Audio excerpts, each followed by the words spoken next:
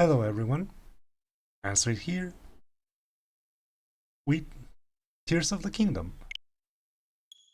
Um, last time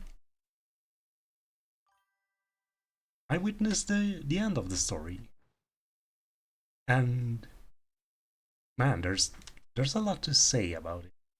Well, about the game in general. I mean, oh, good here. Oh, and it adds a little star.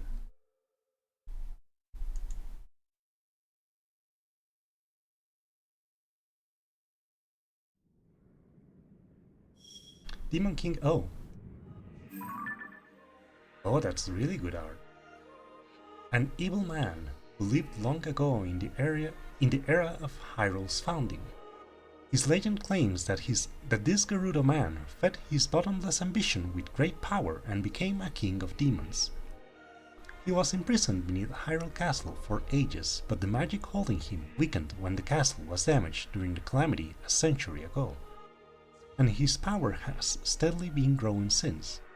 Now he has revived as a threat beyond the knowledge of any. Oh, that's really good.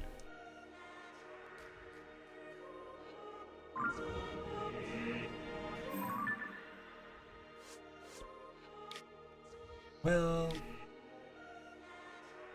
what is one thing I want? Sure, why not?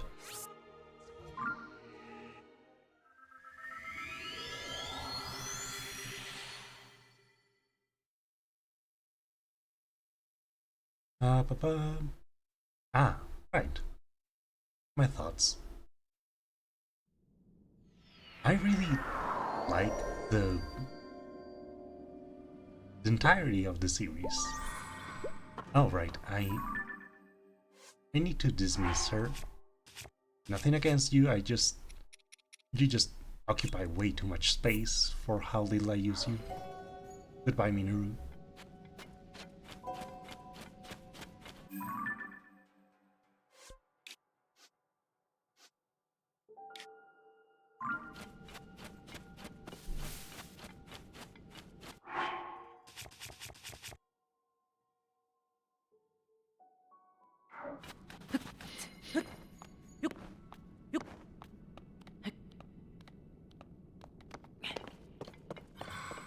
Ah.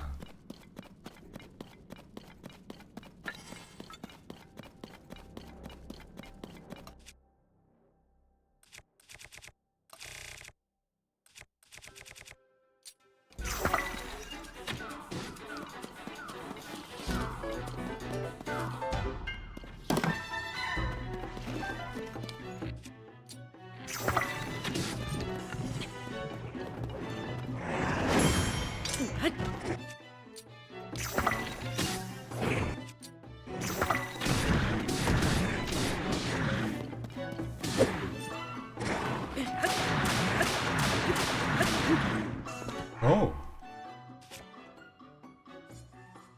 If it's on its last hit, then this is actually really good.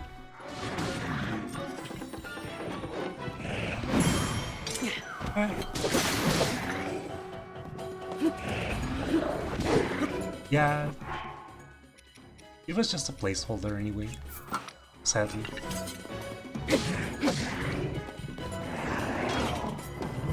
Oh, we both missed each other.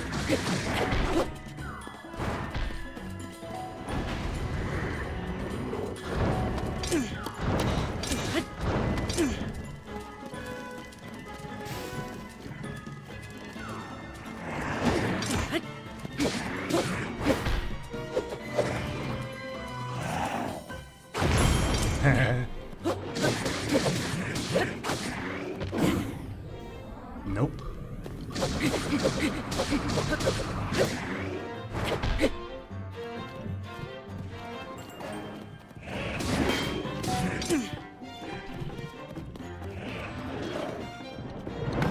Oh, I missed.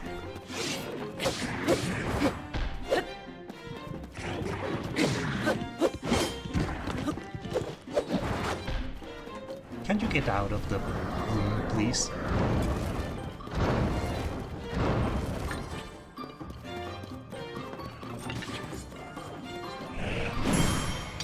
Thank you. Ah, come on. Oh.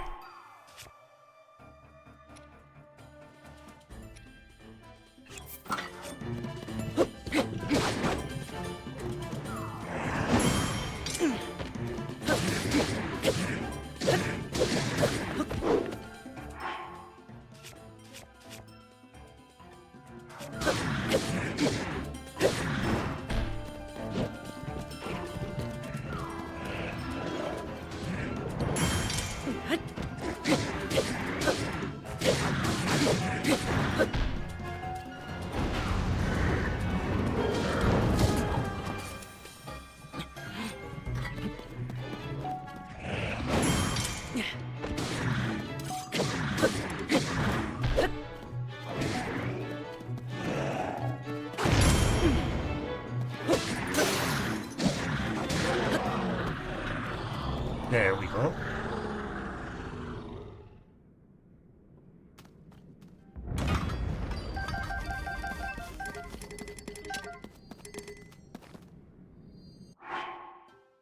Huh, of course.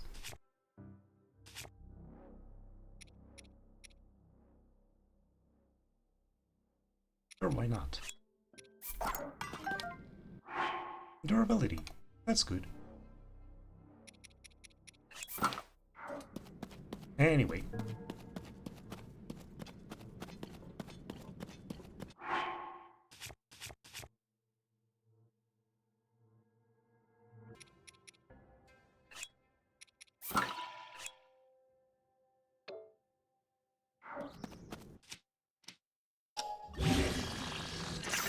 Zelda.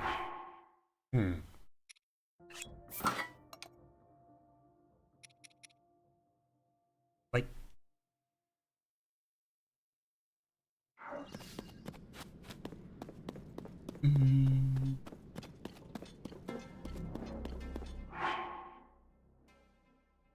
Wow, I had everything planned and now I'm blanking.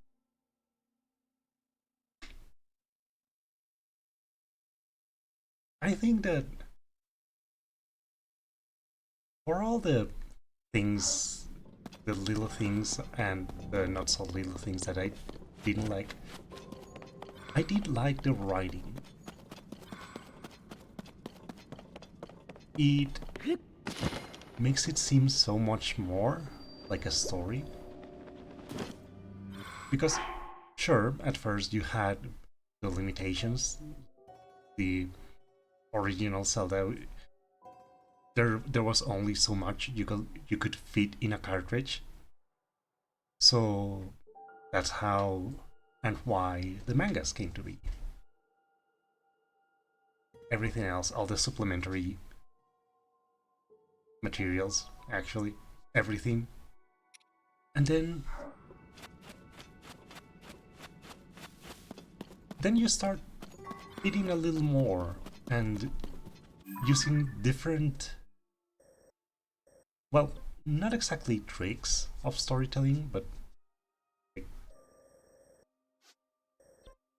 a lot of different means of conveying information. Link is always quiet. He's not allowed a voice. He's not even allowed a text box. However, that doesn't mean he is silent. There's so much that Link does. Because that's exactly it. They do say actions speak louder than words.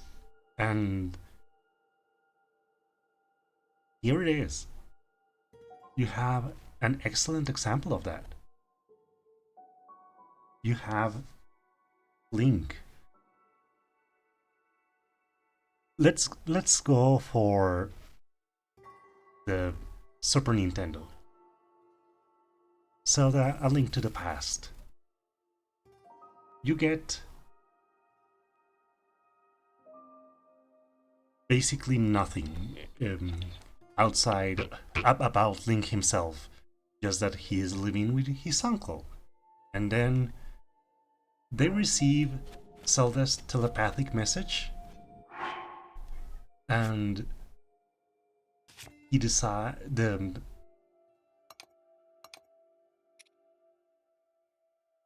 the uncle decides that he's going to try and save Zelda. He decides to help. It's in his nature. And he tells Link to stay safe, stay home. Link, however, he doesn't listen. He immediately goes off and tries to do something as well.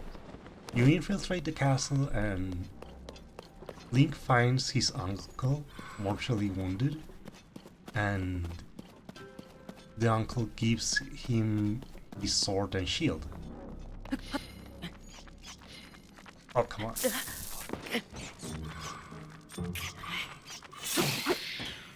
Fine.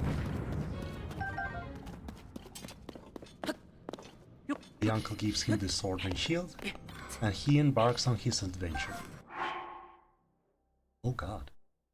Oh wow. This one's actually good.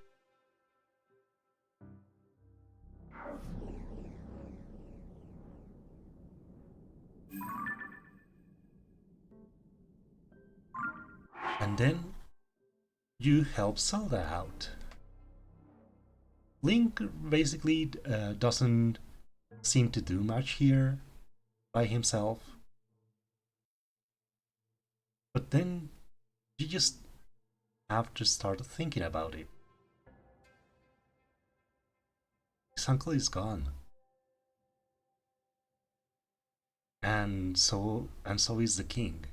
Both victims of the schemes of the evil wizard Agaim, or I'm not exactly sure how his name is actually pronounced.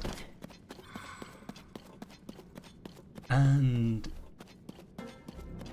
he still decides to try and help Zelda.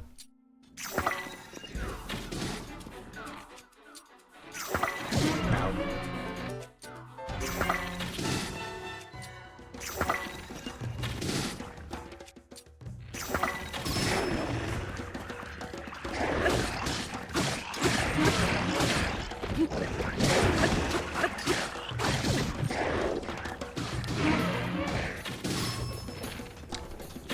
and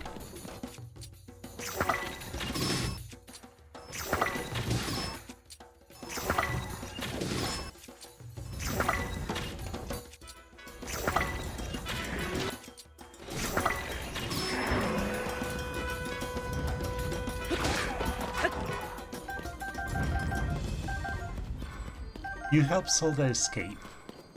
You go through all of the sewers, I guess. It's basically a sewer.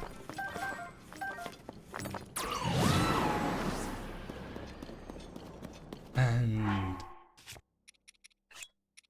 you leave Zelda hiding in the sanctuary at the care of a priest. The priest will heal you if you talk to him. And then you start truly exploring Hyrule. That version of Hyrule. You find a child that gives you the bug net for catching fairies and all sorts of things, because the evil air, the miasma of the evil magic from Agaim and all of their shenanigans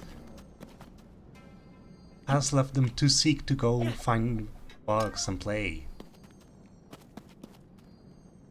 You find a mysterious grove with someone playing the flute well, it's an ocarina, but the game just calls it flute. Surrounded by animals, and then when you get close, they disappear. You start finding all of these little things. You find an old man in the mountains whose granddaughter disappeared, and he's worried about her, obviously, because several people have gone missing. Of course, you as a player know that it's because the evil wizard Agaim is searching for the maidens with special powers and stealing them away. One of those maidens is, of course, Zelda.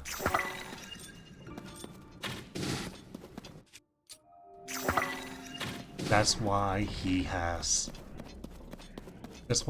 her kidnapped.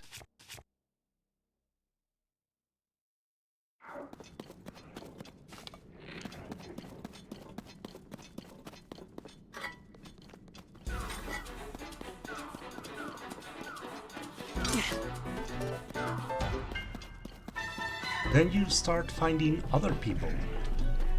The sage, Sarasara. Ow. Way too early.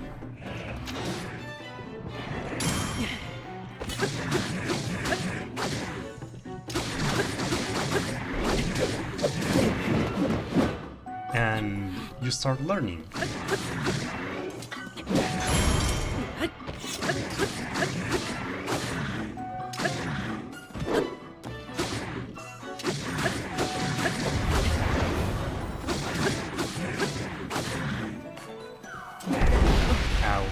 Well, at least I blocked it.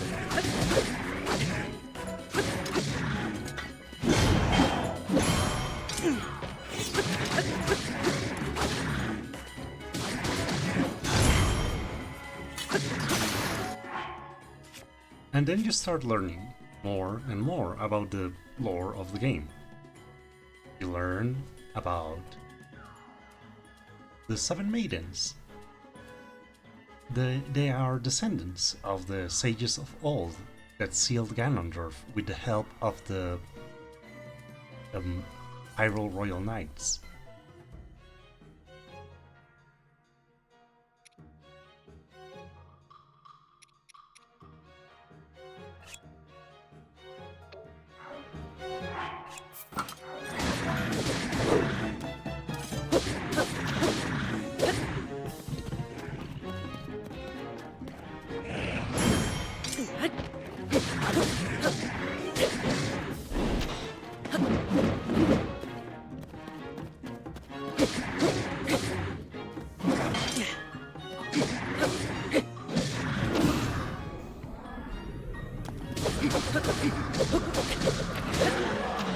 And then you keep hearing more and more other people, not necessarily just the girls missing.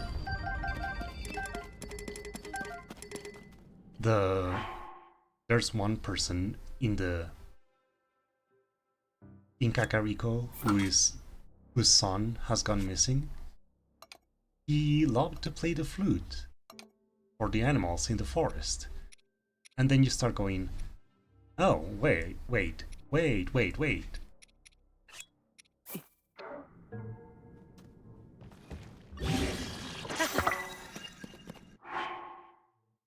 And it goes from there.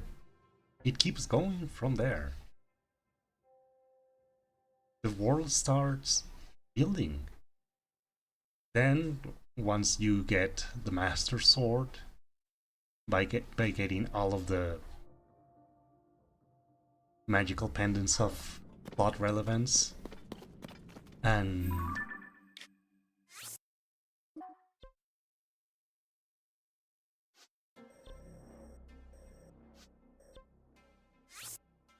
proving your worth, you get a telepathic message. The sanctuary is being attacked. You hurry back there, and Zelda has been captured again, and the priest has been fatally wounded. And it starts becoming more personal. By that point, the player has already ventured into the dark world and weird, twisted place that transforms you into a reflection of who you are inside. And in Link's case, it's a rabbit. You cannot attack, presumably because you can't hold your weapons. You really can't do much. But again, a rabbit. There's a lot to be implied there.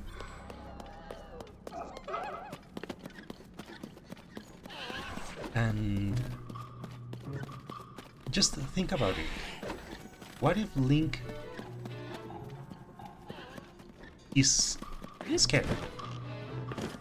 Because again, everything is going worse way too quickly.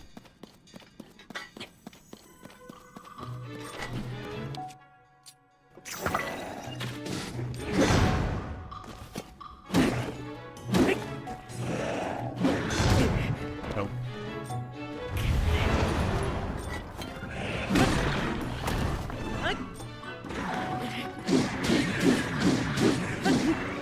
Everything is going bad really quickly.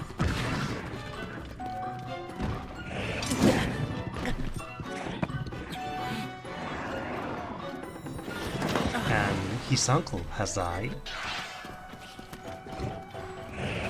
right away in the first few minutes of the game.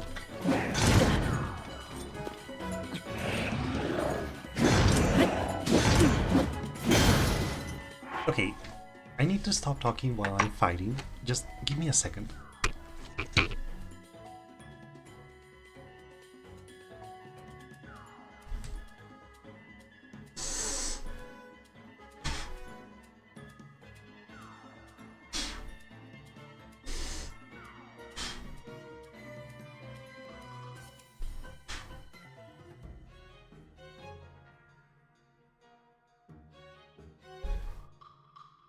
Okay. Yes. Yeah.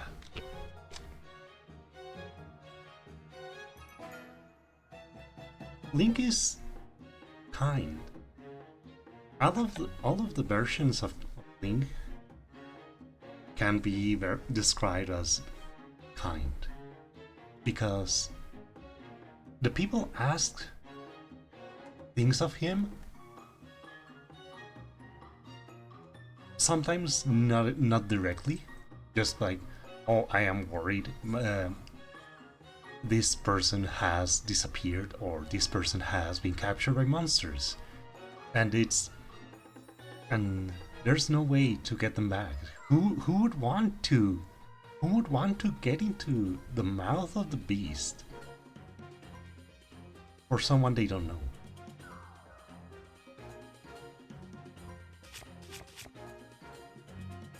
You're looking at him. You're looking at him.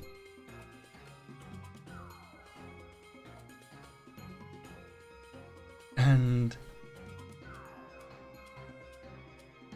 that's part of the reason why I'm talking about A Link to the Past. Because this Link's inner self is a rabbit. A prey animal.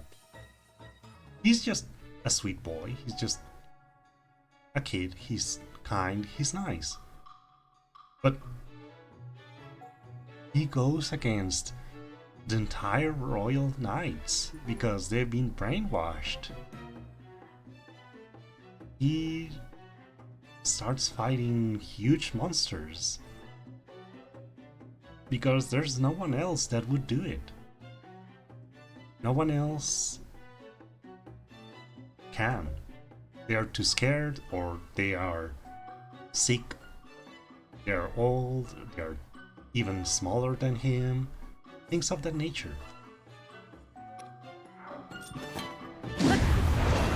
Oh, my shield is broken.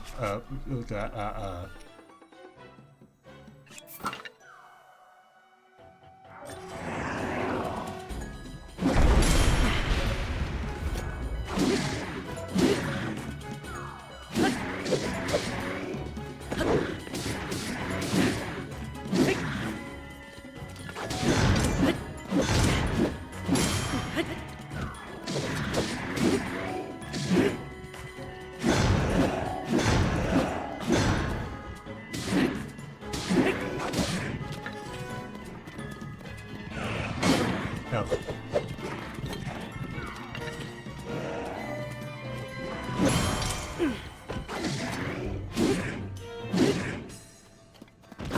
Oh, finally.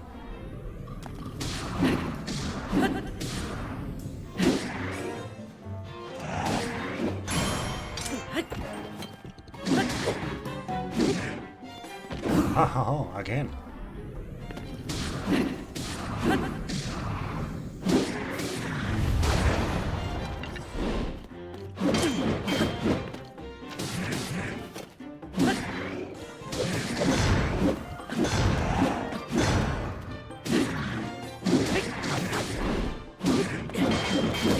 Ow.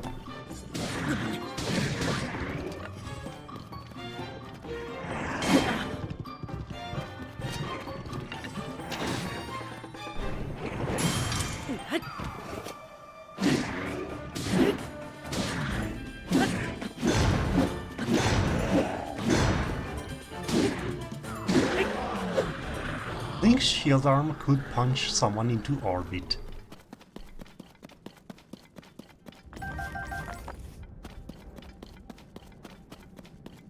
And yeah, everyone else shouldn't have to deal with it. Things are really bad. And then there's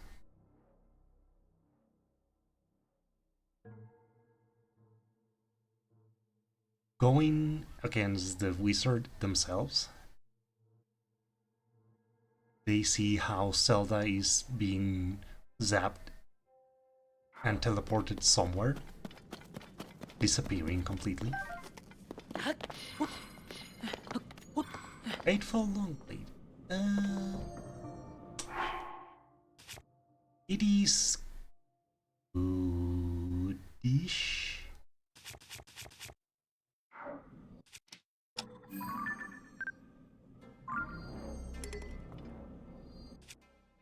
I am actually going to leave it there. It is not my preference, but it is quite good.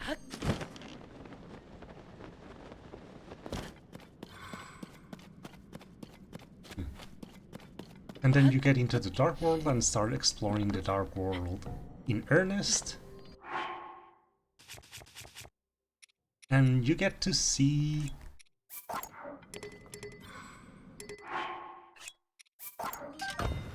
more of everything.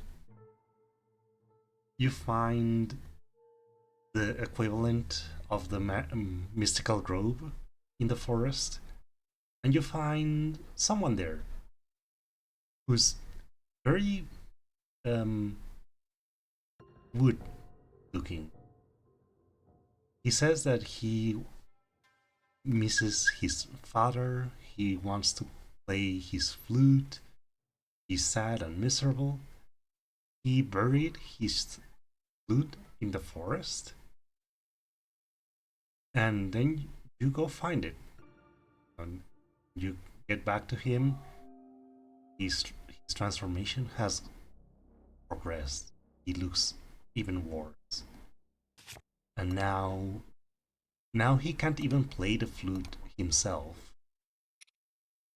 He's scared.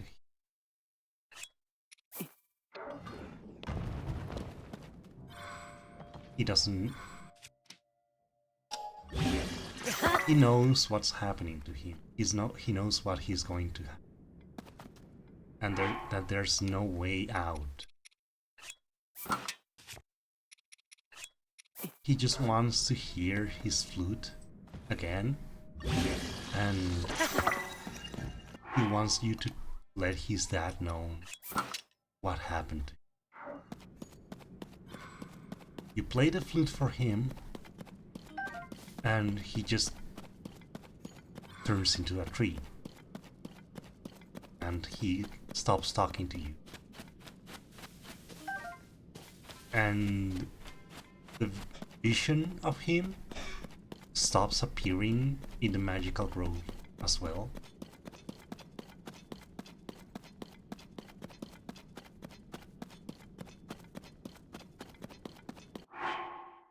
And then, of course, you need to go to his dad. You need to go tell him. And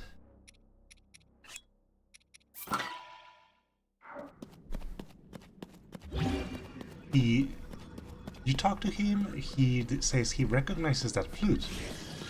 And then, oh, I see what happened. He tells you that the bird in the weather vane in the center of town is actually sleeping.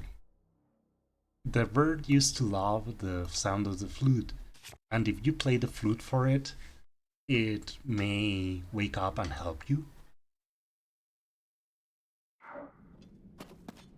And that's how you get your fast travel.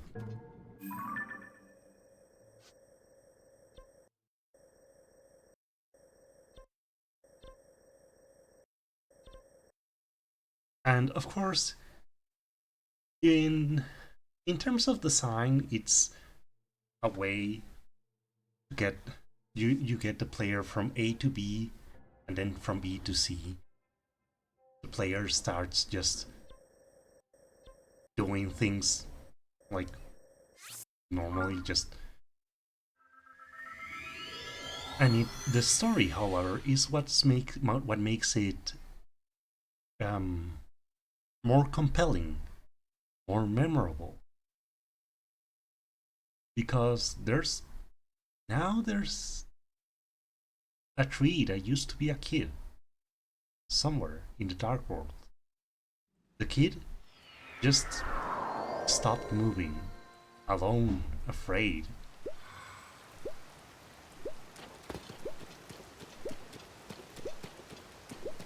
And his father never knew until you told him.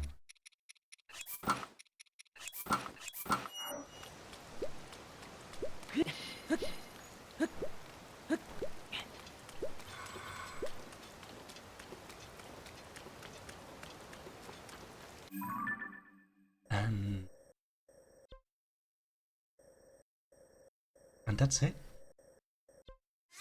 That's what happened to the kid.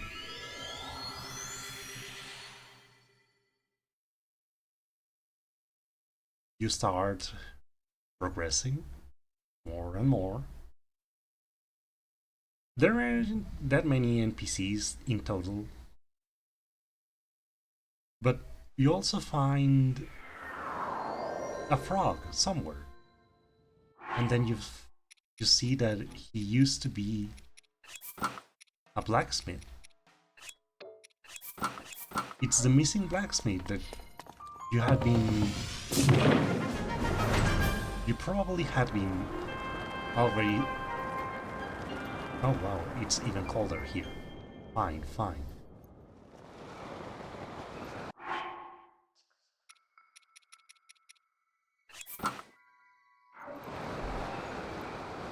Where's the dragon?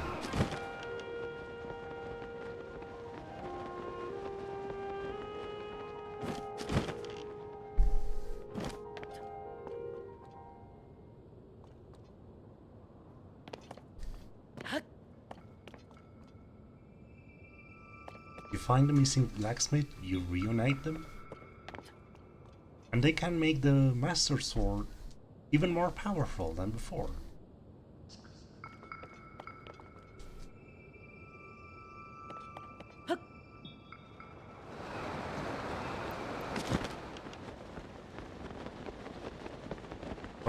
Where did it go?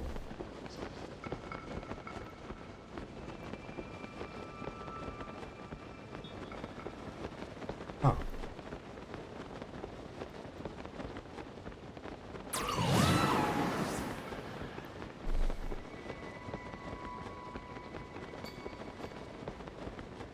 As you progress, you also get more lore, particularly when you rescue the maidens trapped in crystals from the bosses in the Dark World.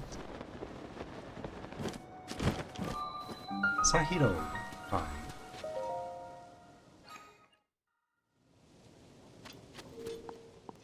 you find out that yes, the maidens are descendant of the sages, and you are descendant, the Hyrule Knights that helped seal Ganondorf. All those, well, here's just Ganon. All those ages ago, made from above. Huh?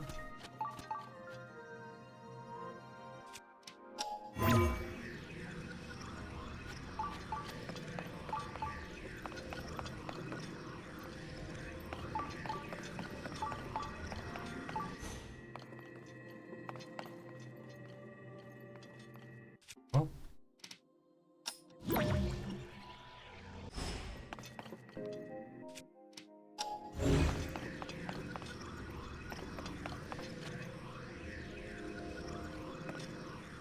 8 from above.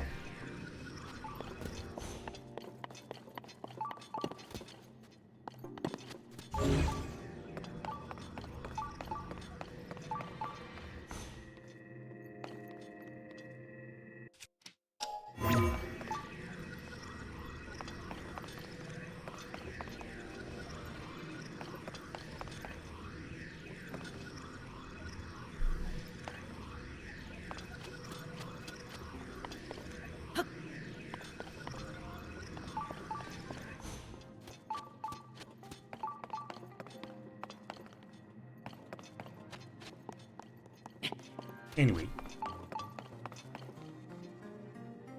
through the ages, the bloodline of the sages and the knights has become weaker.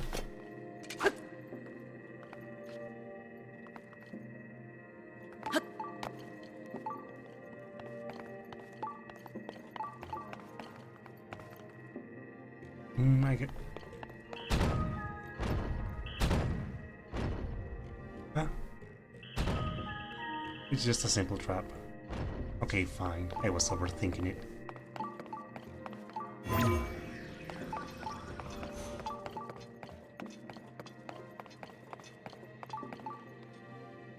Oh. Okay, this.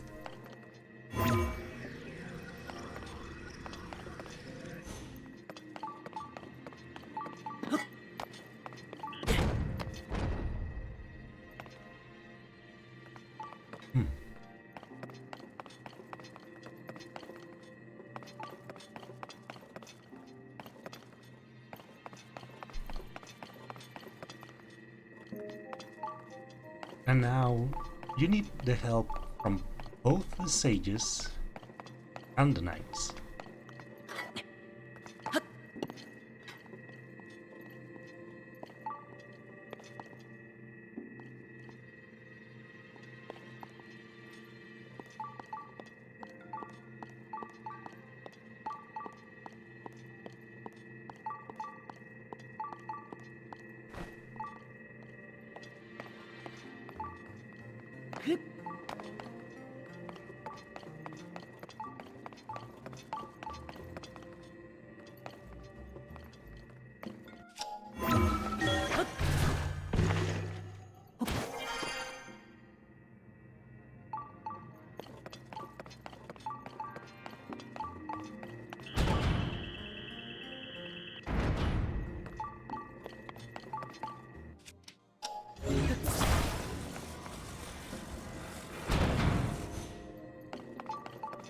As such, you start doing your thing, you explore more of the dark room.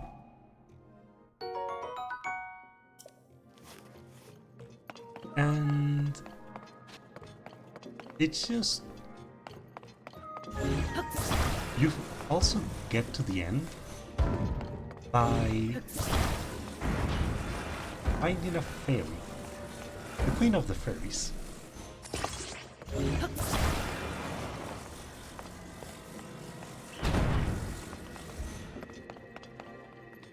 She gives you the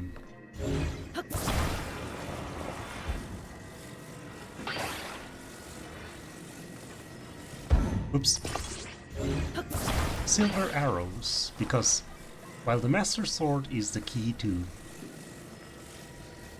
piercing Ganondorf's defenses, It is the silver arrows, the thing that will actually deal the final blow.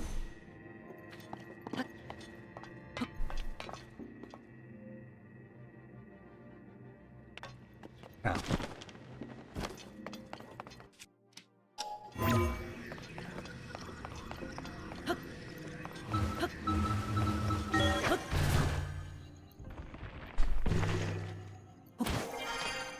yeah, there's no way to climb higher.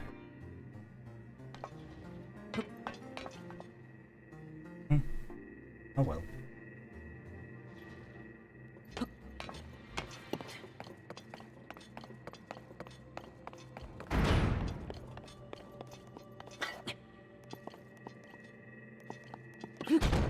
Oh, I missed.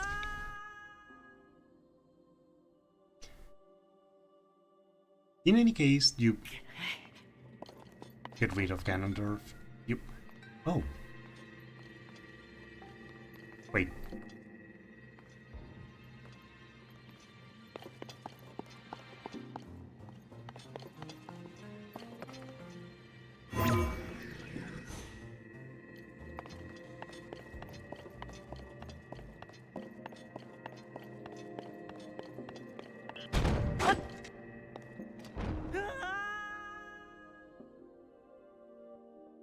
Is this the way back or the way forward?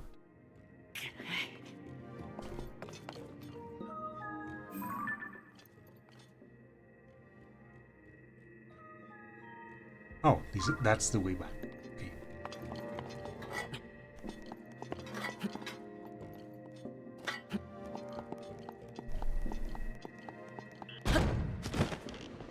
Oof.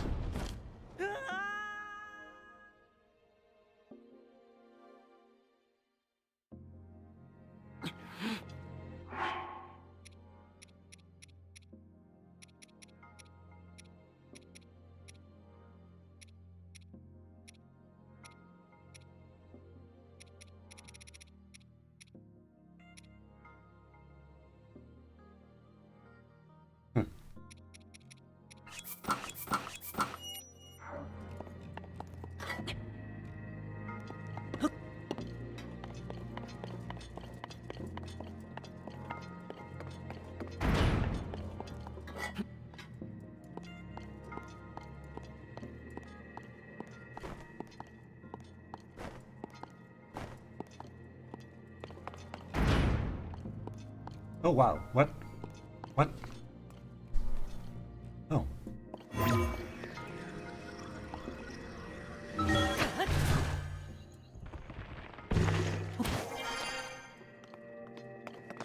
In any case, you get to the end, you kill Ganon, and you get the Triforce. And then Link makes his wish. And it is truly selfless. It's just they remove all of the evil influences over the land. The bug kid goes back to playing with bugs.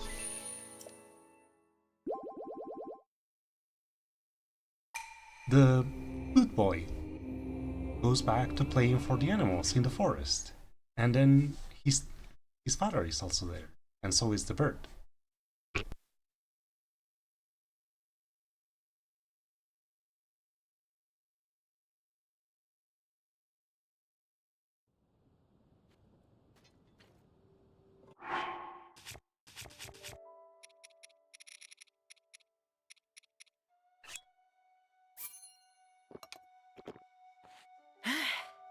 And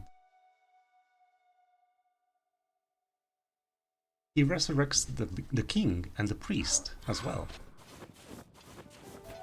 He reunites the old man in the mountains with his granddaughter. The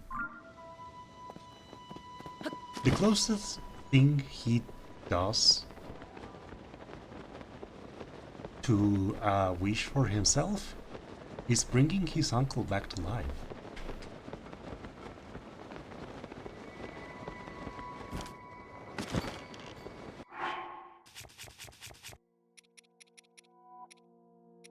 Oh,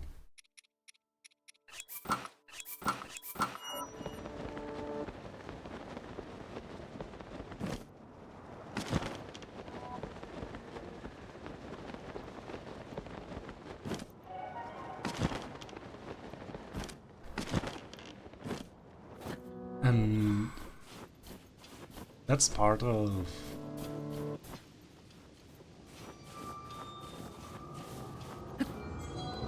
Okay, I'll just let this pass.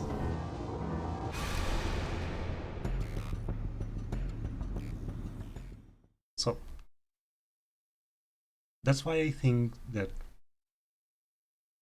even without the supplementary materials or anything, it wouldn't be a stretch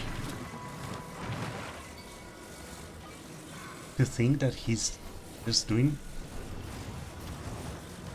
most of it, even if he's scared.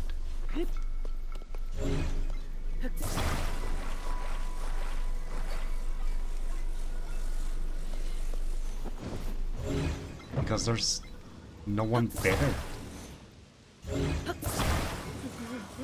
Because he wouldn't just let someone have to go through that.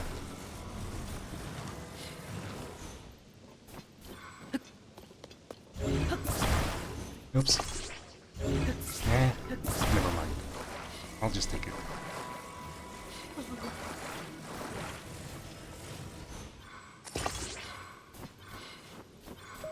Hello, Edison. Try letting go.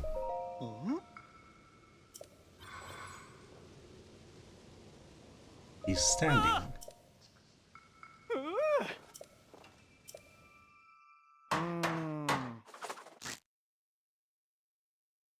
And that's just from perhaps overanalyzing the game.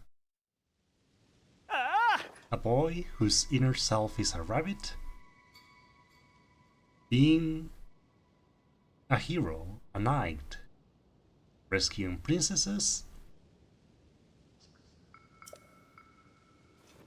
and slaying the evil being that corrupted the resting place of the Triforce. Ooh.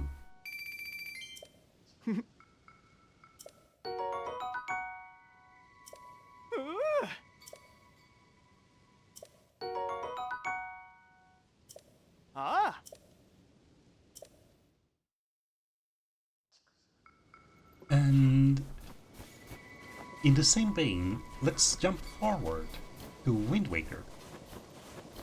There, Link is just, again, just a boy living in a small island.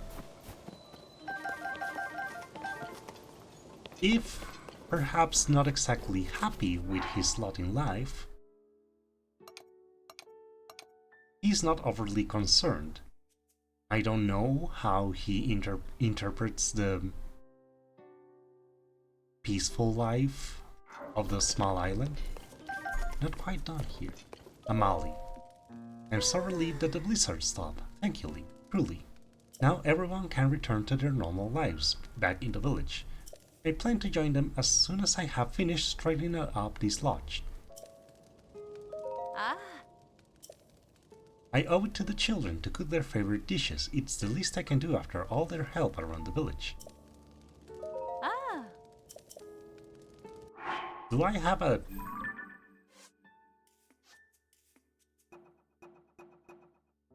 something from Amali?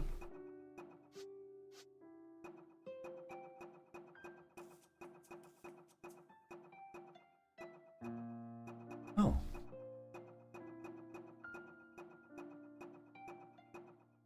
Huh.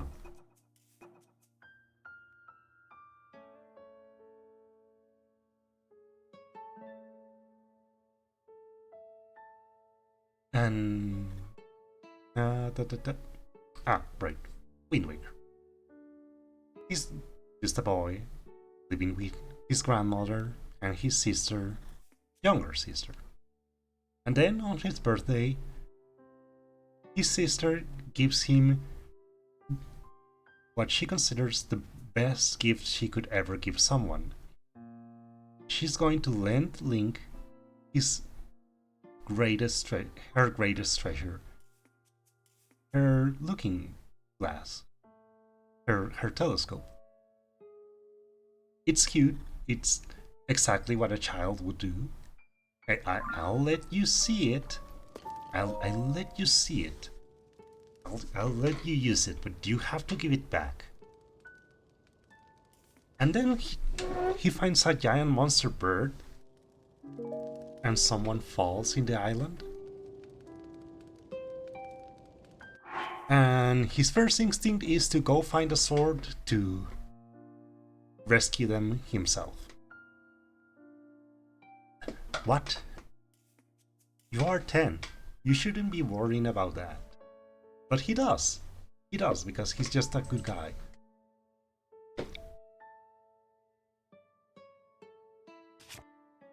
And so he goes.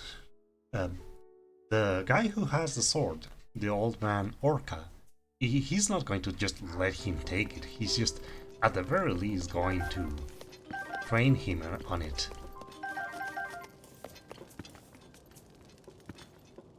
And so that's what happens. You learn how to use a sword. That's a good excuse, I guess, for the tutorial. You find Petra, and just as you're getting back, the monster bird comes back and kidnaps Ariel. And Link is besides himself with worry, because that bird has just kidnapped one of his 2 living relatives. I mean,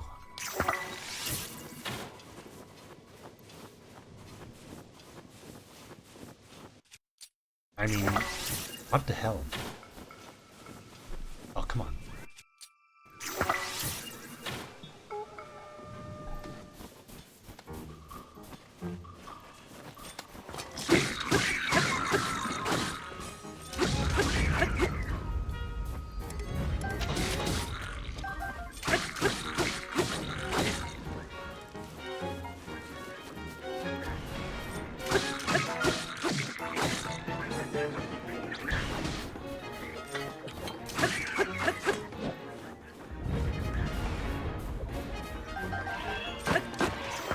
Like I said,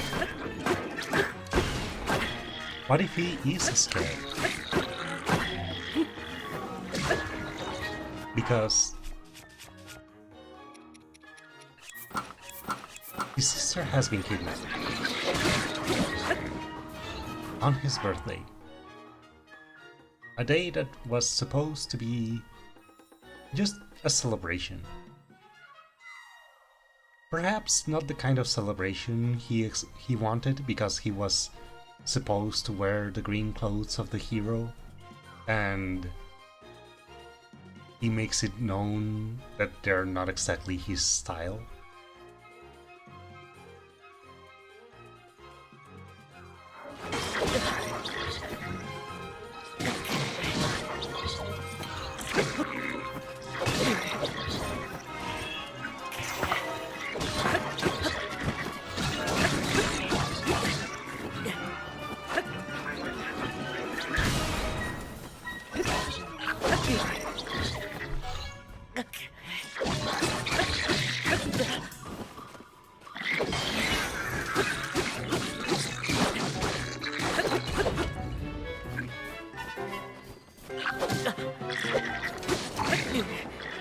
He's so annoying to fight enemies that have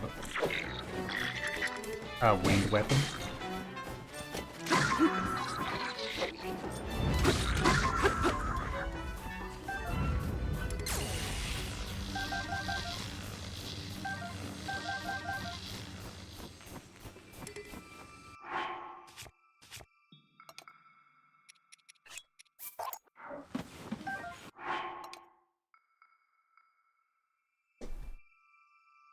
And so, in Wind Waker, you start going through the Great Sea. Then you visit one of the greatest locations ever, in terms of music, Dragon Roost Island. With that 6-4 time signature just 1, 2, 1, 2, 3, 1, 2, 1, 2, 3. Just that you can just listen to it forever. And oh man, is it good.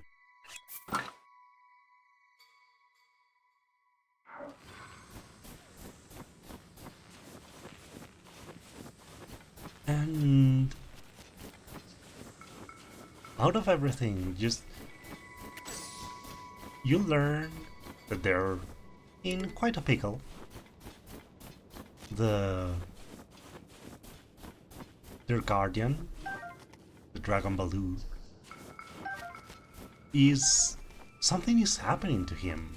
So he's being tormented by something. And oh wow. Something is tormenting the poor dragon, and then just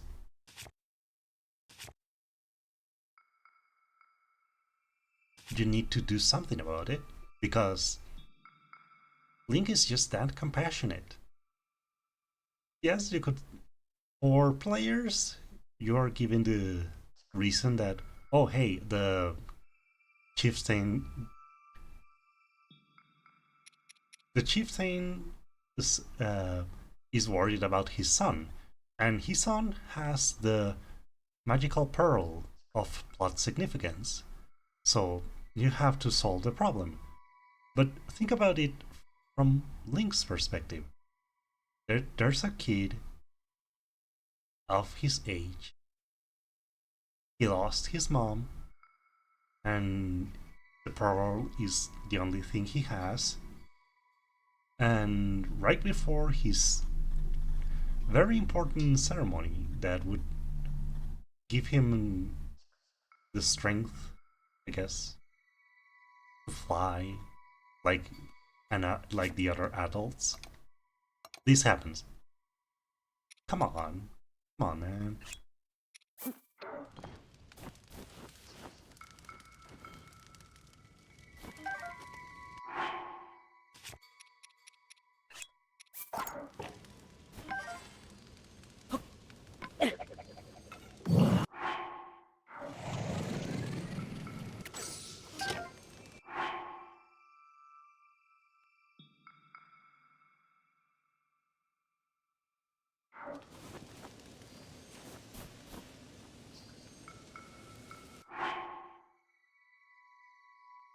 And so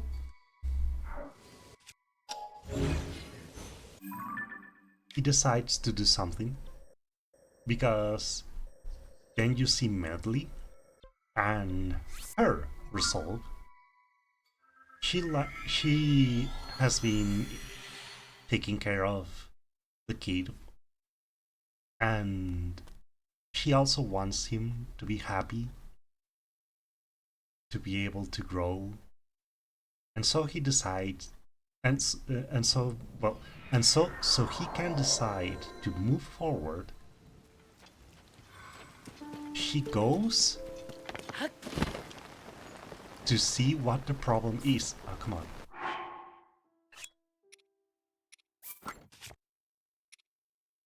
No. Right, because this shield is not metallic.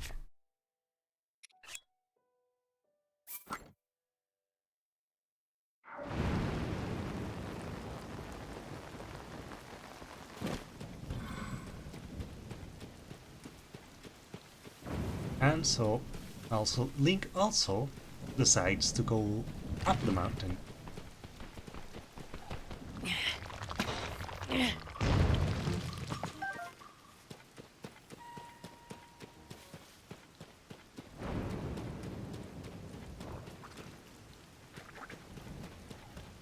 He decides to go up the mountain and save Medley in the process because she got captured by monsters.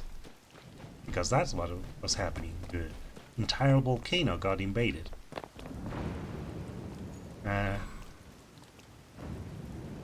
the 10-year-old decided to get into a volcano full of monsters and fight them.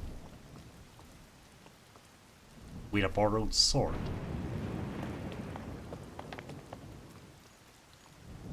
I mean, just think about it. A 10-year-old with a sword decides to save an entire people. They're not his people. He's a Hylian, and the Rito are just... The only contact he ever had with a Rito was maybe looking at the mailman. And that's it. That was the first time he met a Rito that wasn't the mailman. And he decides to save the entire species. Because it's the right thing to do. And you could just say that, oh well, Link just wasn't scared, he's just the embodiment of courage, and he doesn't get scared. That's why he is worthy of... He proves himself worthy, I mean, of the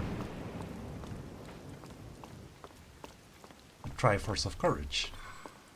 But that's like the very most surface level understanding of it. Because there's more to it than that. One of my favorite TV shows ever is Courage the Cowardly Dog. So, you may know where this is going, if you have seen it yourself. It is less...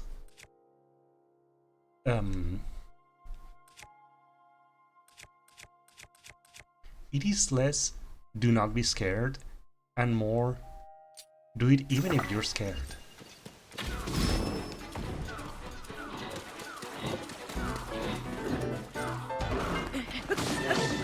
I'll keep quiet for a second.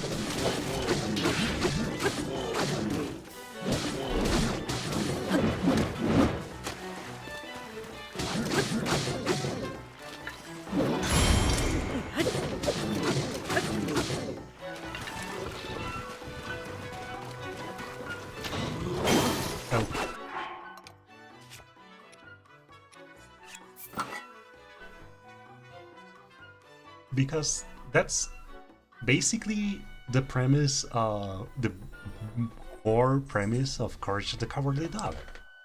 Do it even if you're scared.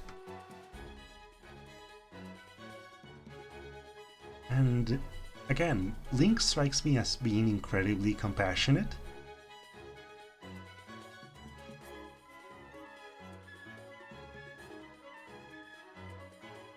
And that inspires the boy. That's why he gives you the pearl of plot significance and decides to be more like Link. Link went forward, and Medley did too. They decided to brave the volcano and the monsters when no one else could. Because yeah, the flying up the volcano was impossible. It was too dangerous because of the ash and the fire.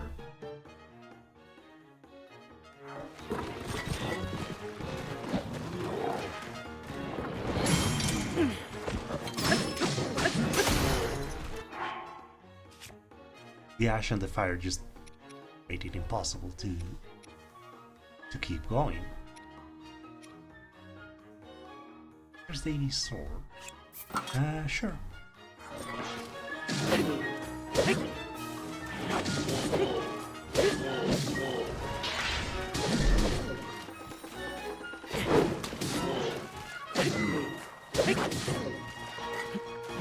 Ow. That hurt incredibly much. God.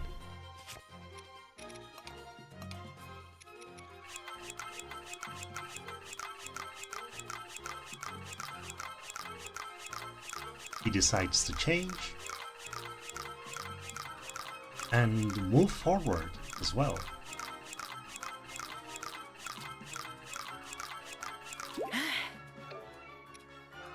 you find more people in your travels. Let's eat it.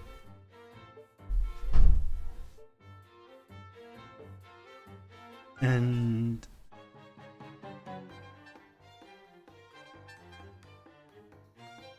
you find the Master Sword. Yay, hooray! And Link those... At first Link can apparently do everything just because he knows that if he doesn't, then he may not see his sister again. If he doesn't, he's not going to see his sister. Oh, okay, that seems like a good motivation. And then, as he keeps getting told about the destiny of everything and how Ganondorf just messed everything up, it starts to become larger than him.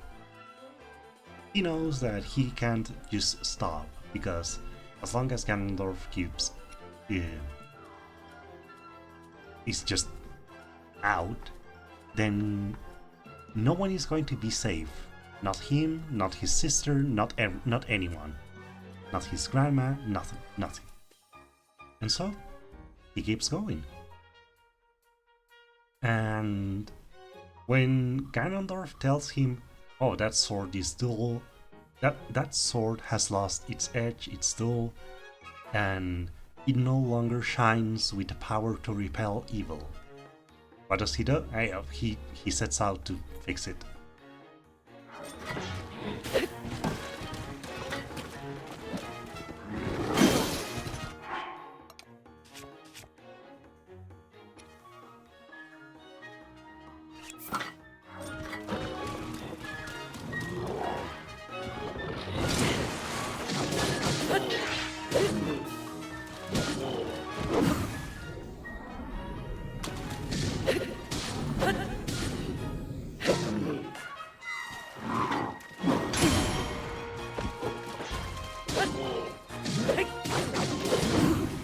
He sets out to fix it.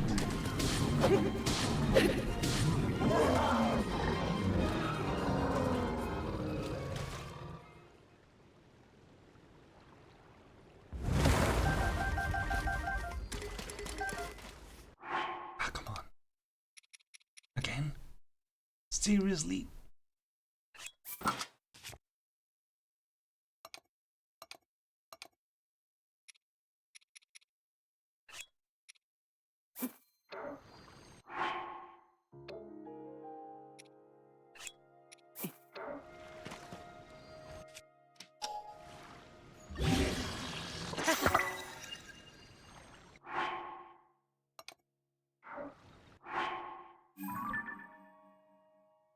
And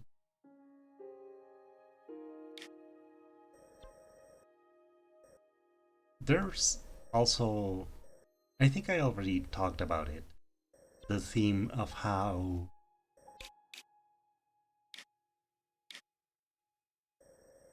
Ganondorf wants to return to how things used to be. Meanwhile, the king of Red Lions, the talking boat, wants things to go forward. Just leave Hyrule in the past. Go build a future for yourselves. Of course, I think that maybe unflooding the world would have been a good choice anyway, because you need space to live, and you need farmland, you need a whole lot of things that would have been incredibly well serviced just by unflooding Hyrule. Even if you didn't rebuild it, even if you build your own kingdom, just get the land back. But I understand the sentiment. I understand that he didn't want Hyrule to be just like a symbol of stagnation.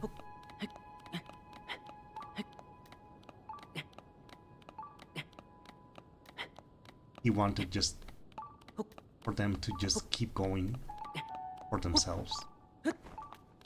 And by them I mean Link and Zelda.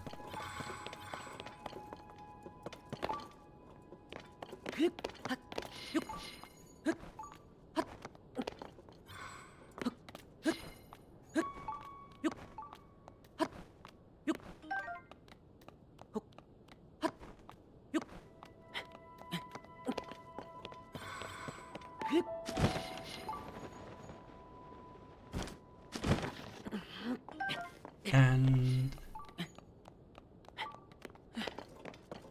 you also find out that at some point the grandma got sick with worry, literally sick, and you heal her with a fairy. You bottle a fairy up, you use it in front, and the fairy heals the grandma in passing. That's nice, no? And then the grandma just starts thinking, because she was worried for her grandchildren. Ariel got kidnapped and Link just decides to go save her himself? He is 10. He shouldn't have to make that kind of decisions. And that's why she's worried, because he's a kid. He shouldn't have to worry about that. But he does. And then he comes back and heals her, and she reflects on it. She still worries, but she decides to trust Link.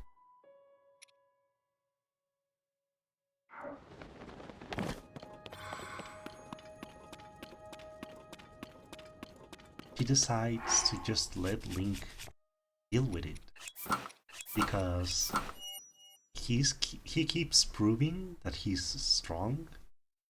I wouldn't be surprised if the Rito mailmen just start talking about him all over the place.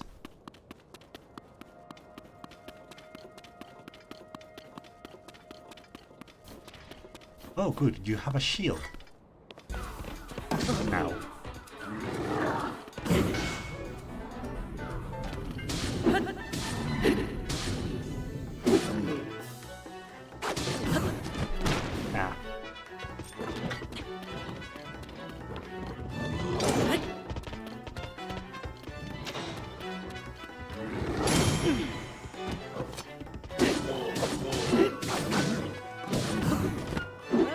What happened there? What blew me away?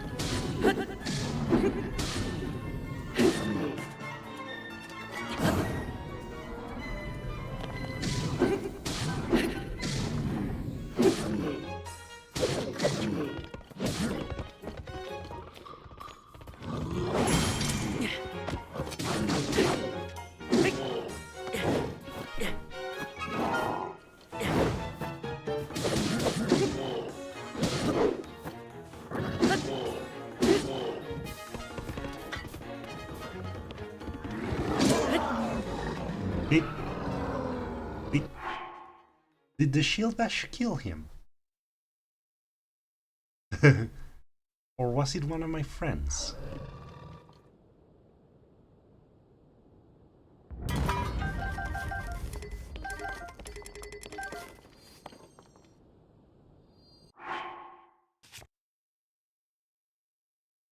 And in any case,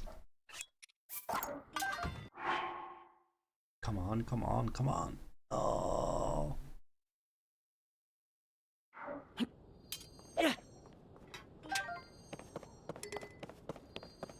I might as well just break this.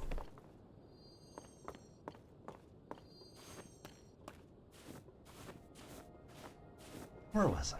Ah, yes. Granny. Link learns about the other missing children. Girls, all blonde with long ears. And then he saves them. Saves his sister as well. And then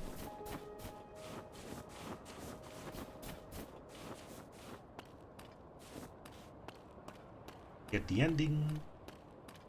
And Link decides to go on with adventuring more. Exploring the world.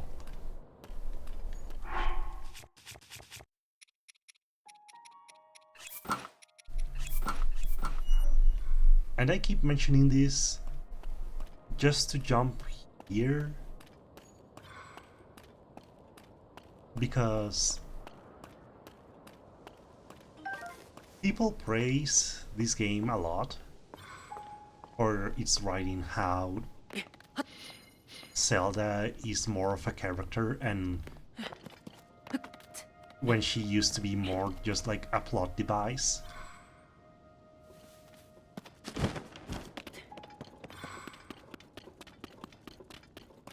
Because yeah, just in Link to the Past, she just gets kidnapped, sends a telepathic message, and then you go get her. She gets kidnapped again, and then just delivers more exposition when you save her. When you go obtain the crystal where she's captured.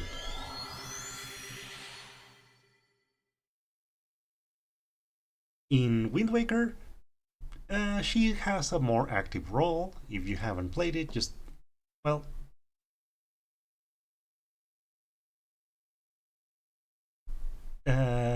let's say there's room for improvement. She becomes much less useful.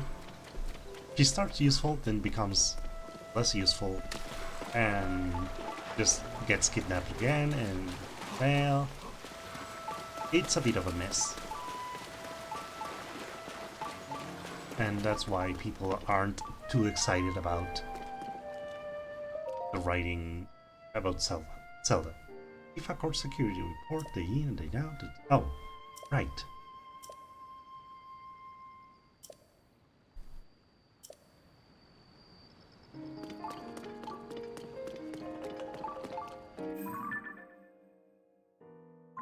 What is this? Why is this just here?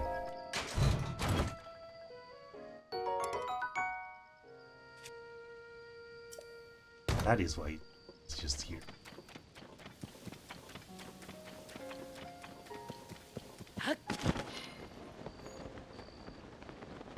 And then comes Breath of the Wild.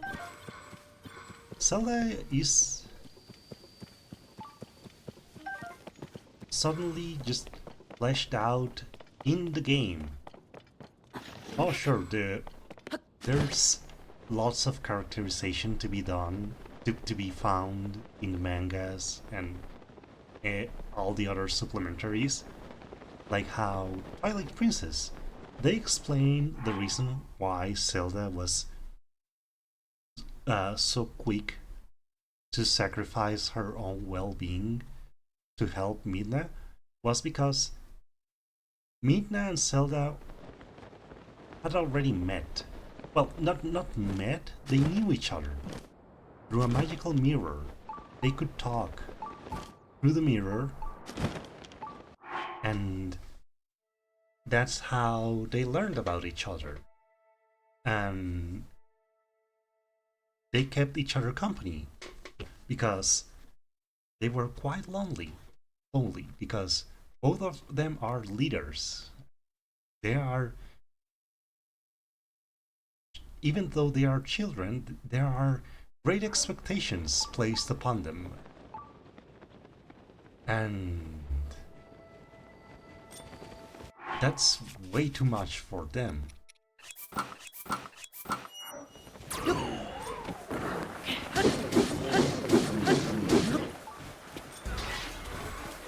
That was way too much.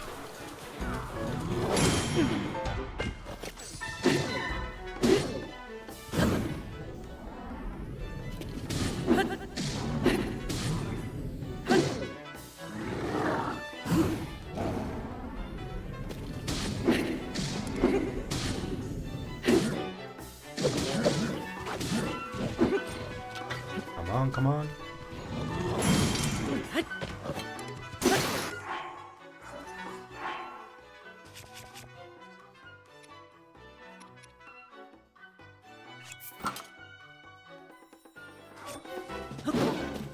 Ow.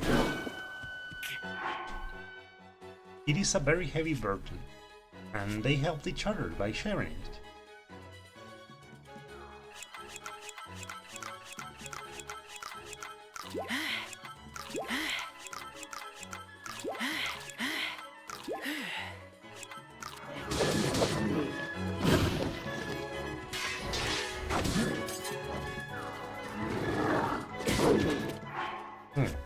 Rather than the broadsword. Yeah, the broadsword.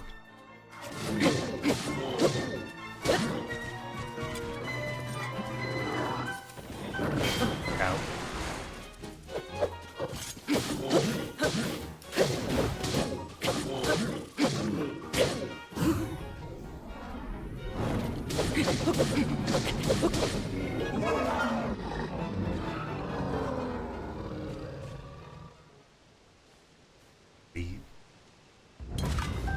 That's still, like, again, the supplementaries.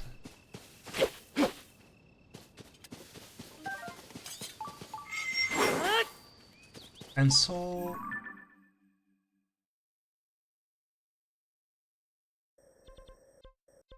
you have this map now. And you see a Zelda that is fascinated by the ancient technology and how it can be used to better Hyrule, perfectly tying it in with her role as a princess, as a leader. Her father is, of course, not exactly enthused, and he understandably wants to focus on the part of the prophecy where the princess is the holder of a great power that can help banish the evil. Again, not unreasonable. However, the part actually no one considered was how it would be to have how can a heart that is suffering unleash anything that's considered holy? And so that's where his actions are basically shooting himself in the foot. He reconsiders, of course. He understands that he probably should have done things differently.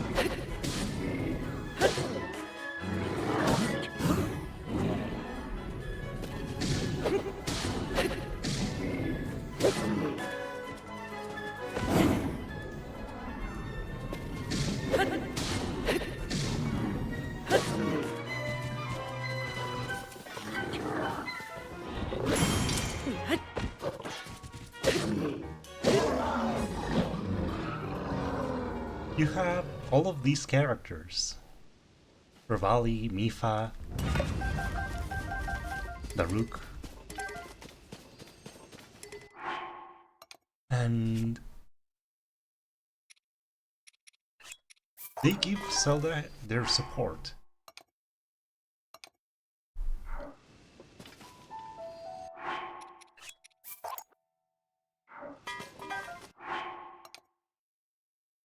They give Zelda their support. And then you start looking at the memories and reading old diaries and everything, and you start seeing all of the doubts Zelda has. In part because she feels like she's failing by not unleashing that sacred light, and she doesn't really feel like she's ready to be that important. But she befriends the champions anyway. And so does Link, even though Revali may be a jerk. But still,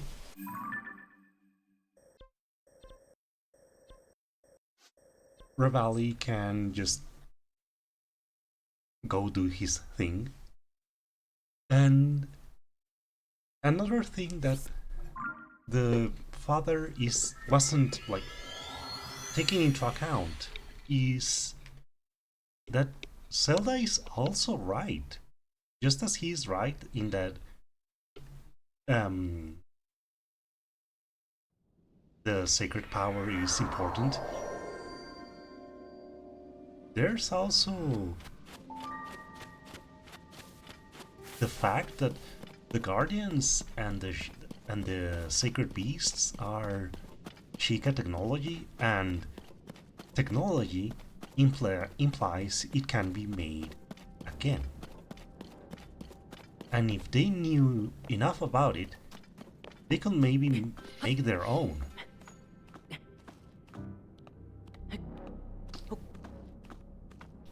Those techniques may be lost to the Sheikah themselves too, but there's still the possibility of... Ah, come on.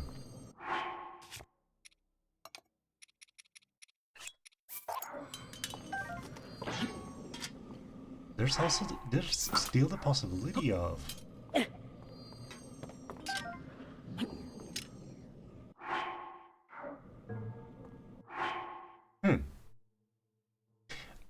Okay, this actually makes it decent. But no.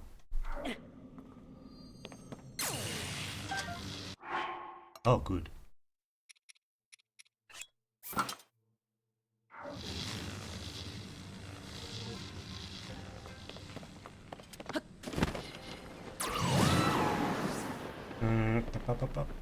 Ah, right. You start having all these interactions, and one of the things that I like to focus on is Link himself.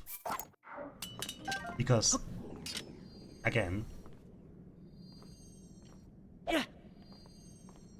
just because he's not allowed to say words doesn't mean he's silent.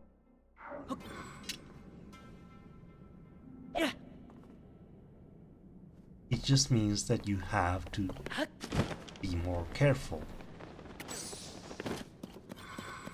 Pay attention more closely.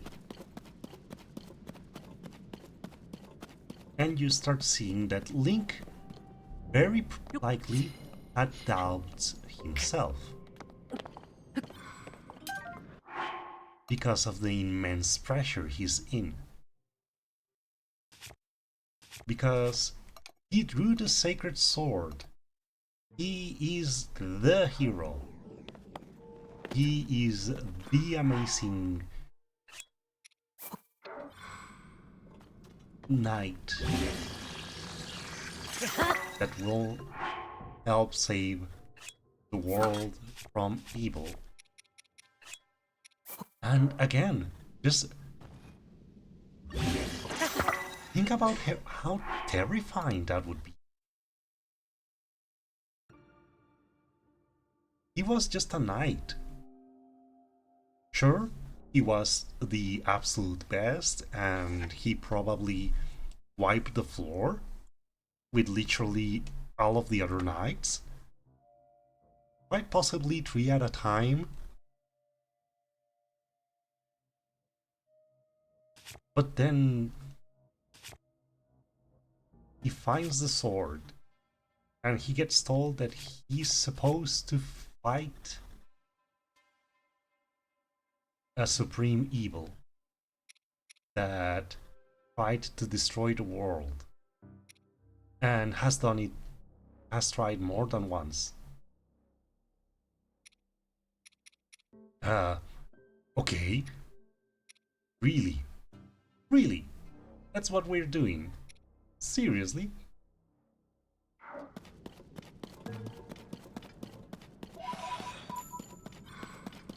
And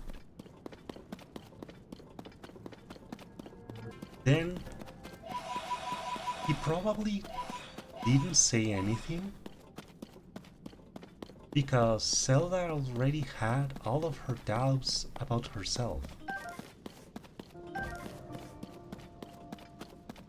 And he can't say anything about what he thinks about her when she's all happy in her research, when she's engrossed on an ancient Sheikah device, or trying to translate an old text, or just looking at the flowers, the silent princesses.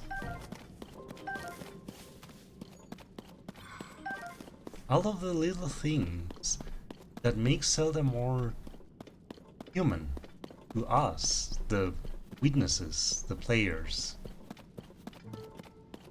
the people looking into the world from outside. All of those are things that he's experiencing firsthand.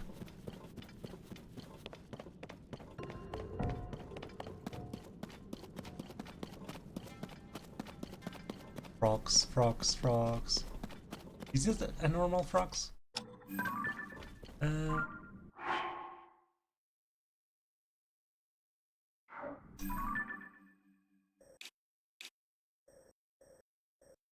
I'll mark this. And I need to go check.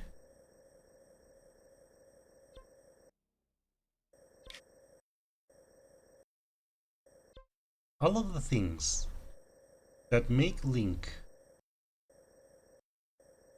doubt himself even more, because he can't say anything. First, because he already sees how much Zelda is herself suffering, and second, because chosen one or not, he is still a knight in the service of the kingdom.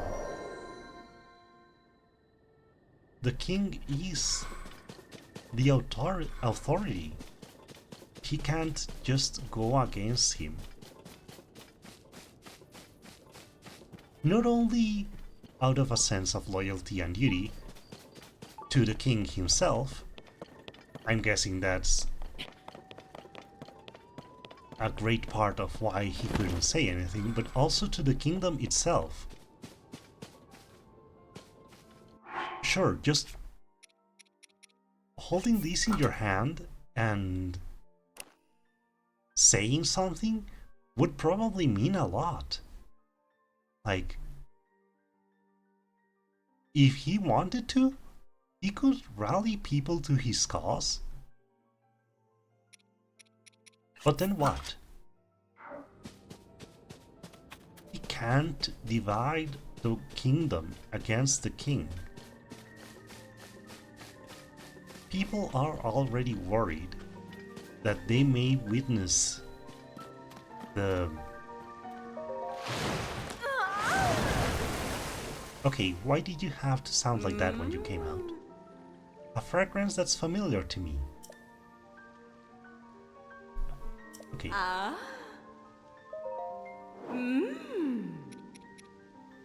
Oh, finally.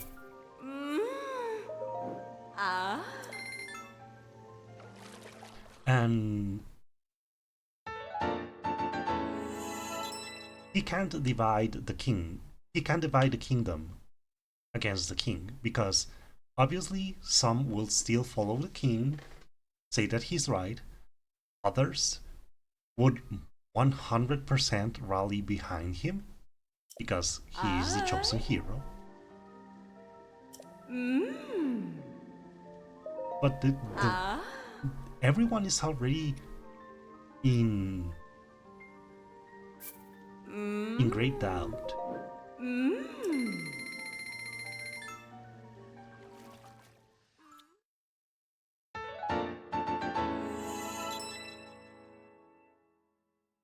And then there's Revali stirring up trouble by being so confrontational about it.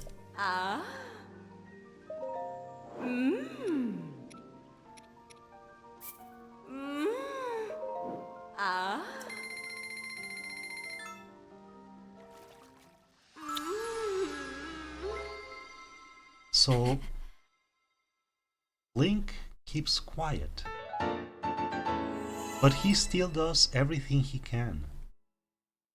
And then the calamity gets released, and the guardians get taken over, the sacred beasts get taken over, his friends die, the champions die, and he is left alone to defend Zelda.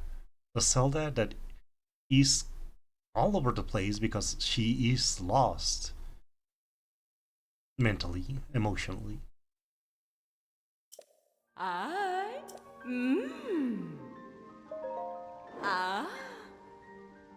What can he do? Well, his best, obviously. He fights and fights over and over. He gets the stuffing beaten out of him because there are just too many guardians. And then when he's about to die, because he just kept getting blasted, Zelda, out of love for him,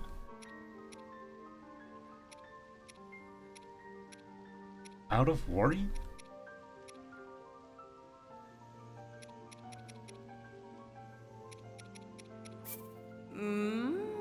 she awakens her power and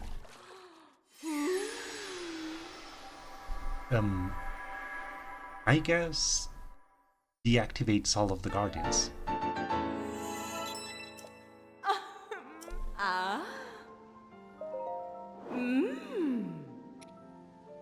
I need TLoZ. Okay, fine. I'll get you.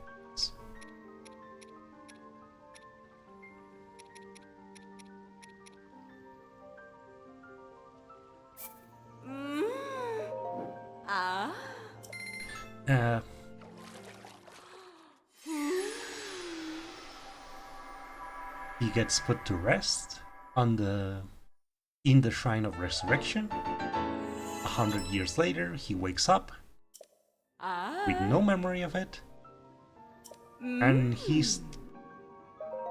gets unleashed upon Hyrule again.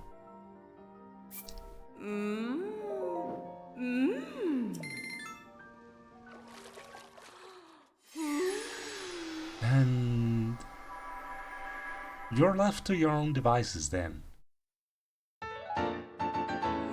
You still have to go from point A to point B to find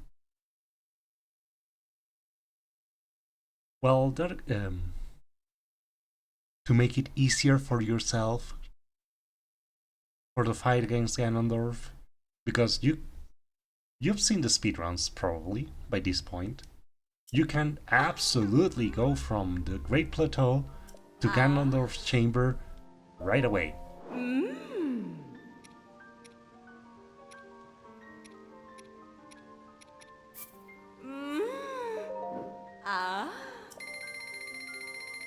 People have done it. But just for the sake of argument, for the sake of the plot, the story, and the lore, let's say you start wandering and helping the people around Hyrule. Give it a try. Yes, Kaisa, I will.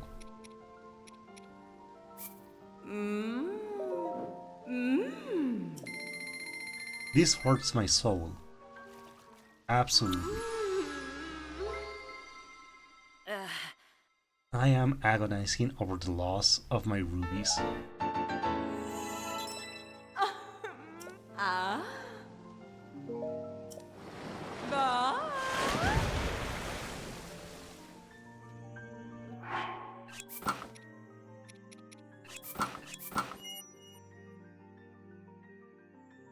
Attack up. By what? 1?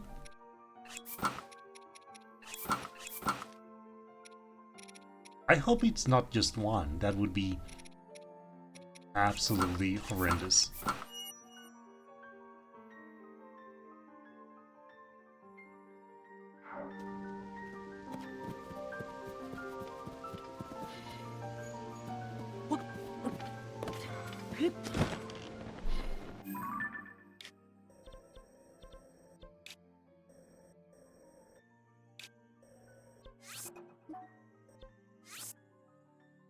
Oh, I forgot to check what kind of rocks fang I need now. I was too distracted thinking about Link and the plot.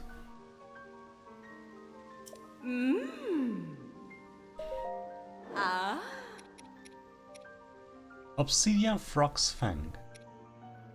And I need regular froxes. Okay, good to know.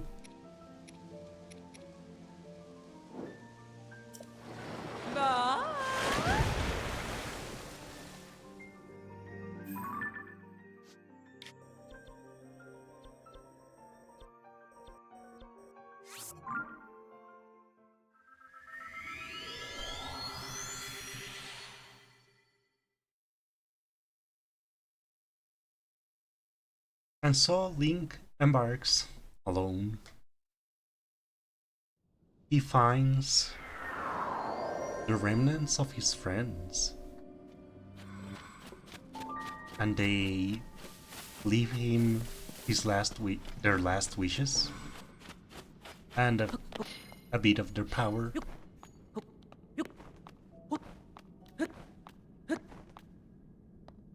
And you keep going, trying to restore Hyrule, basically alone.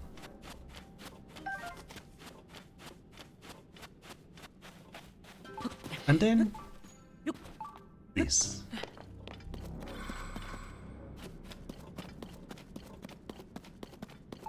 You're no longer alone. Oh sure, Zelda gets kidnapped in the beginning of the game right away. But you have the Zonai survey team. People are actively trying to get Hyrule back on its feet.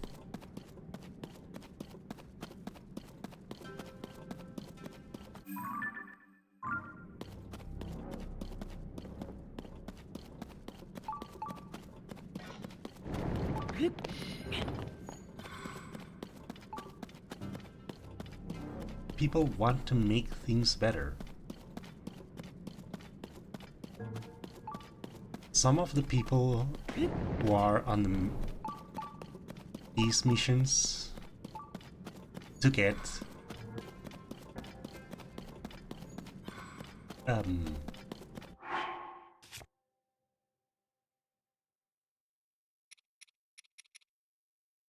all of the to clear the monsters are probably farmers, and because they are just wearing come on, he's up.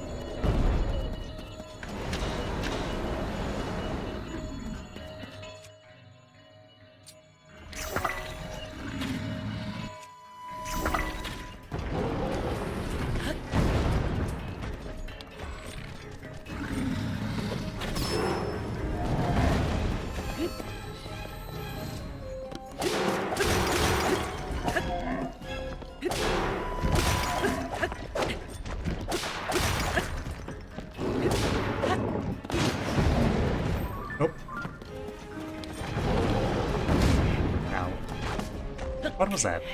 What happened to my camera?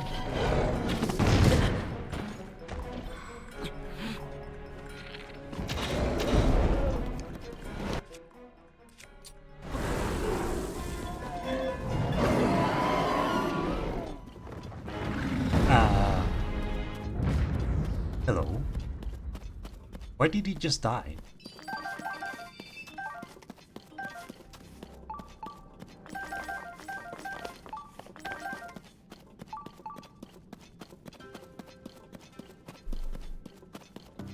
I'll take it.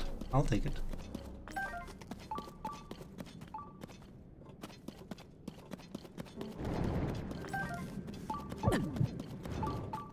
Obsidian, obsidian. I think here-ish.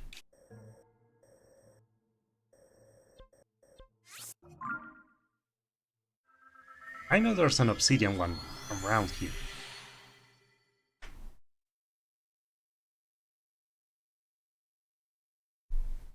Around the southern edge, I mean.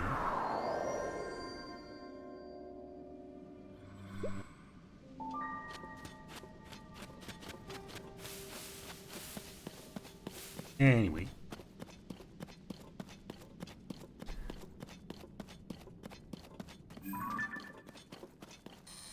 Yep.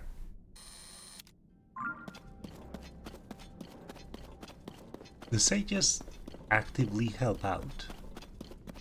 Here they are. Link is no longer alone. And that is beautiful.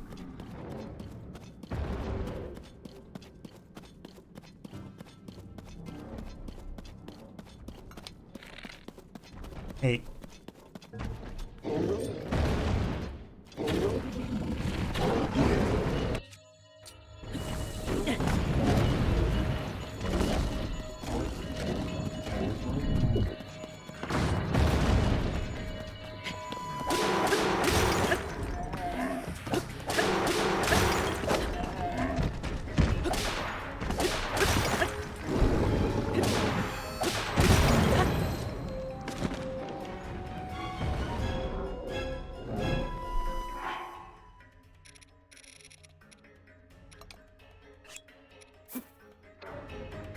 Oops.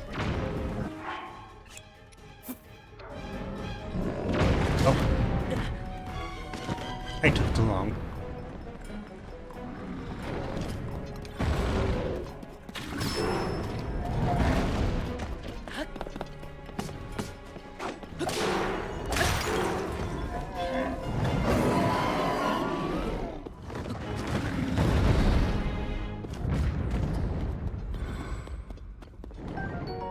A giant fang for excavating and crushing ores.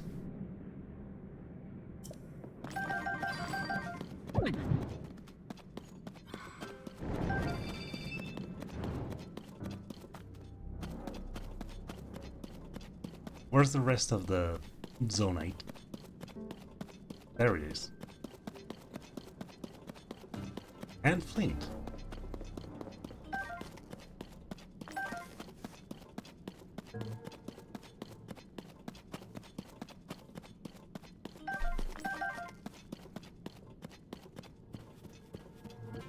as as much as again, some of the decisions I am not quite for them, like just making all of the Sheikah things just disappear, ignoring all of the shrines and everything. No, nope, nope, not happen. Didn't happen. And all of the and some of the other so small decisions, others not so small, I still like. Oh, yeah, they wouldn't have placed a frogs near another path. That one's on me.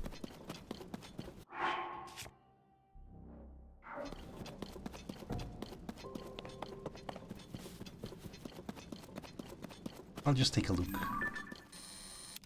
What are you?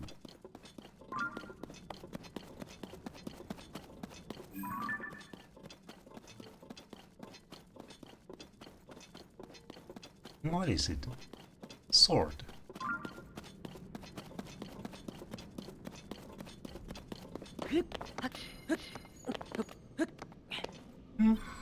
Useful.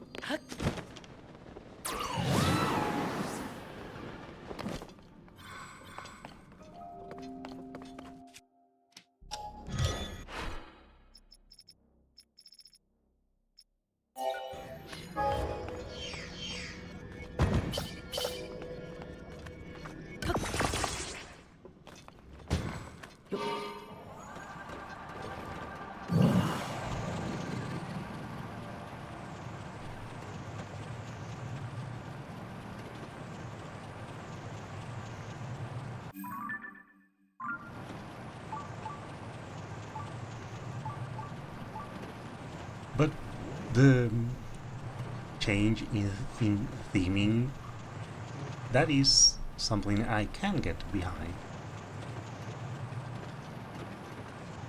Breath of the Wild was a lot about being plunged into a place you don't recognize and just finding all of the old faint traces of the things you did know and now are gone.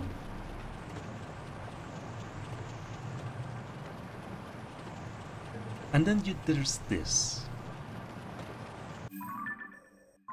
You're building forward. You're making things better. Trying.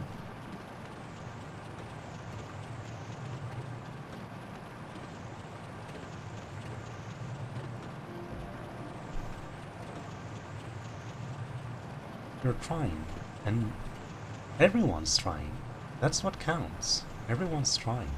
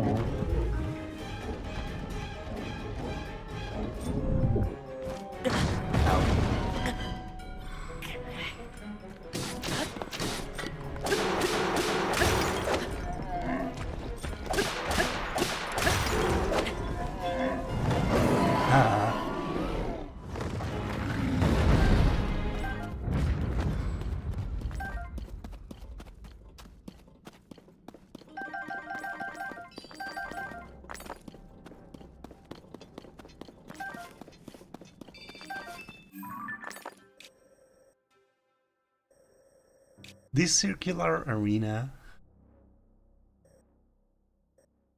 is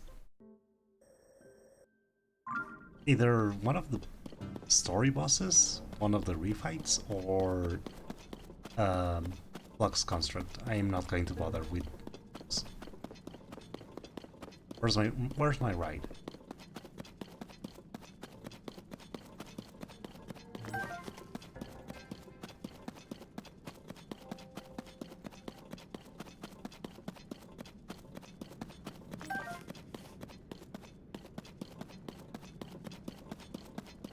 I might as well finish this off.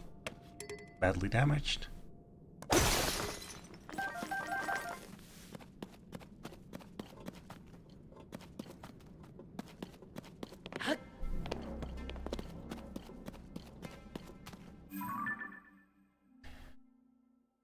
And that is before I even start mentioning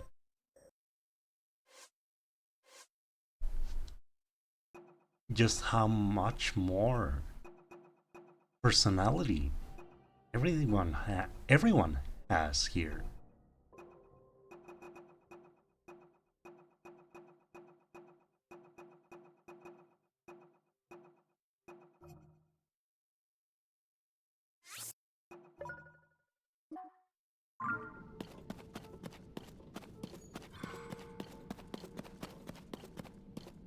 Okay, it should be south.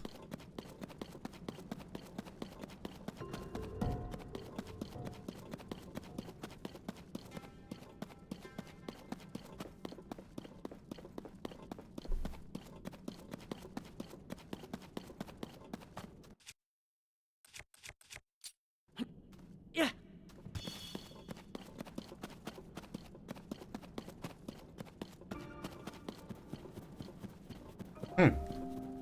I lost it.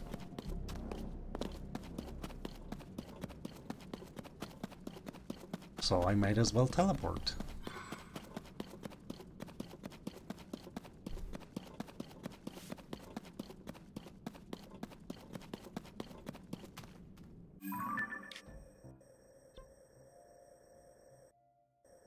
I think someone around here?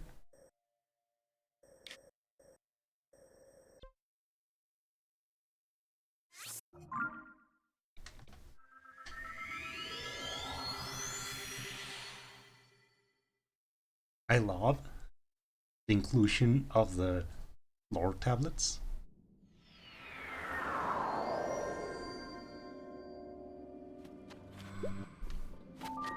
And how they talk about the everyday life of the royal family.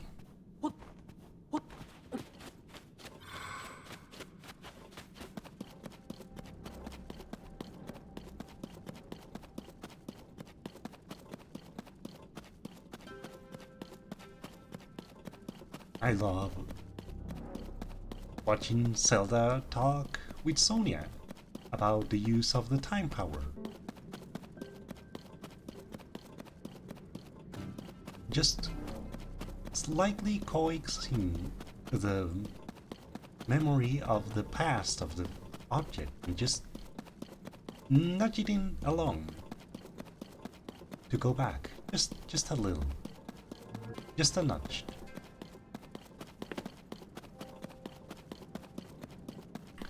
And Stalnox. Eh.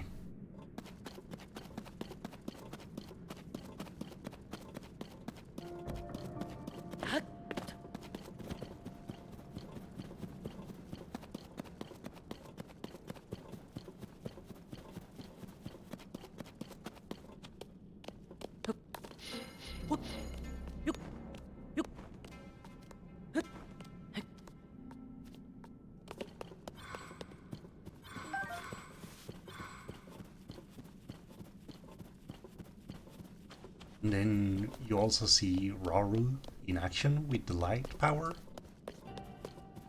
They're getting invaded.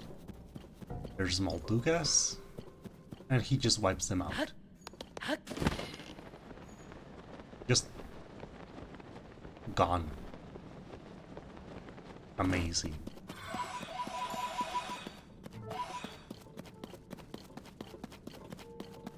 Sure, eventually a Molduga isn't a threat to the player, but you still have to work for it. You still have to pay attention to what you're doing.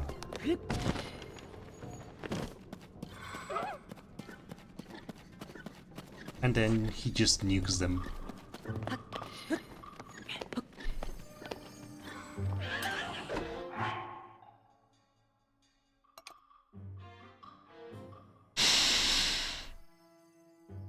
Fine.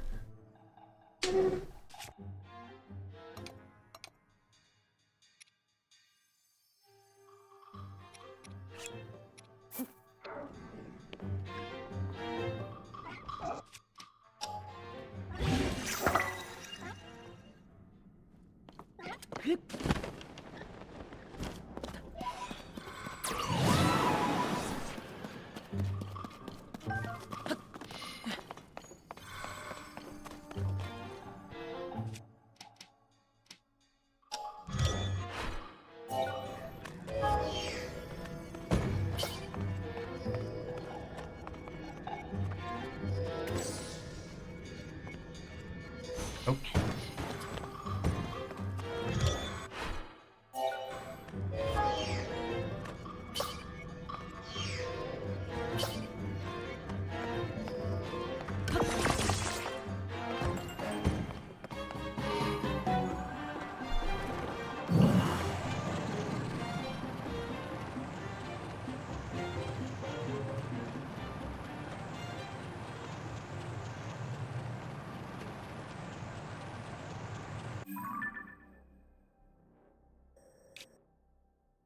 Maybe here?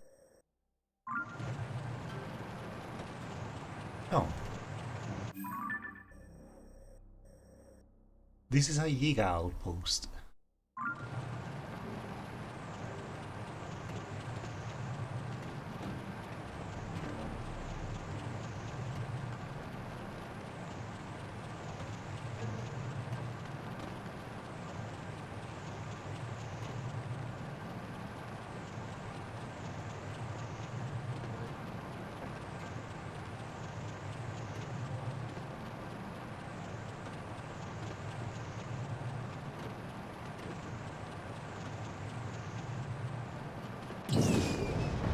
Regular frogs. Okay.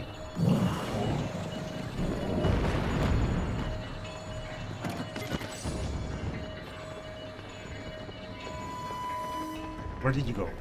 There you are.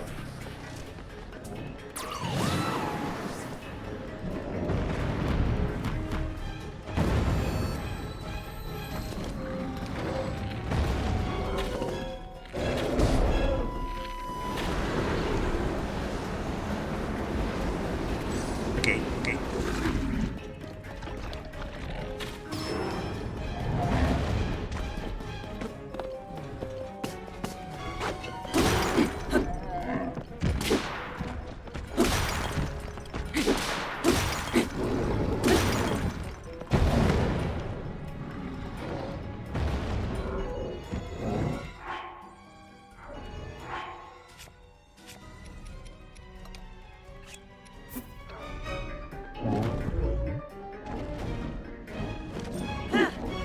Now,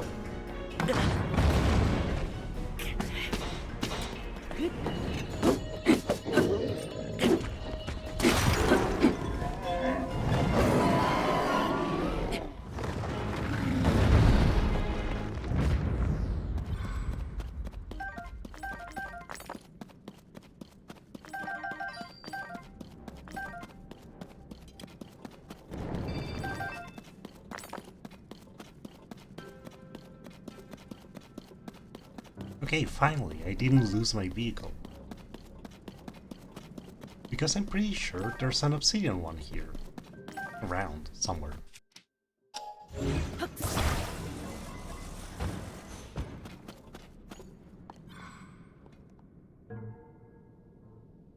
Did I pick up everything?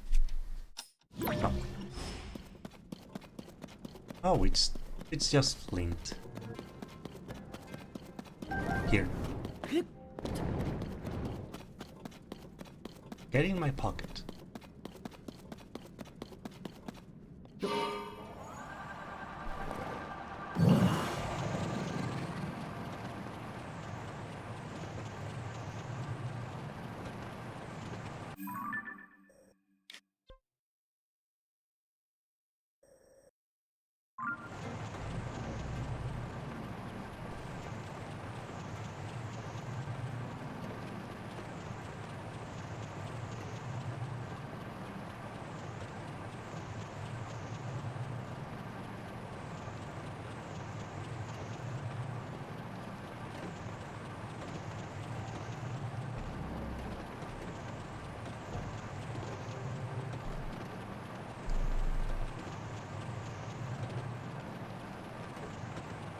Ganon could have benefited from a bit of the same treatment.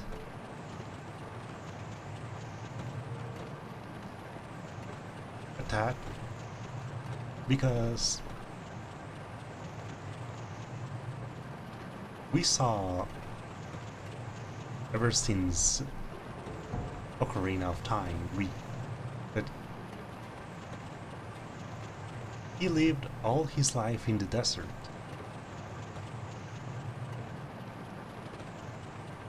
He ruled over the sand.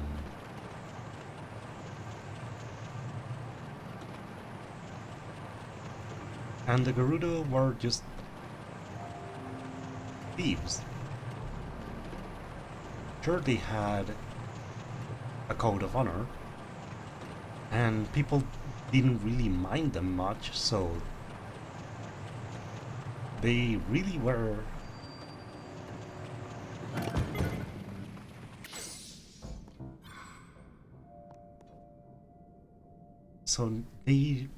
no one said anything, so there wasn't really anything too bad, but they still stole a lot. And yet, that's what drove him forward. He saw the prosperous land of Hyrule and decided he wanted that. He wanted to have the riches of Hyrule for himself. And that's part of it, isn't it? It is very much he wanted to rule. Sure, he may have had his people in mind a lot as well, but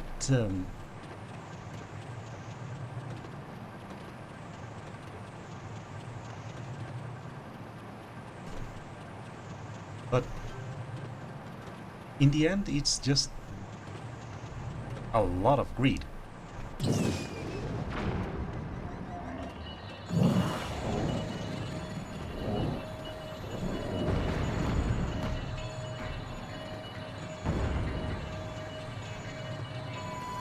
I'm going to leave it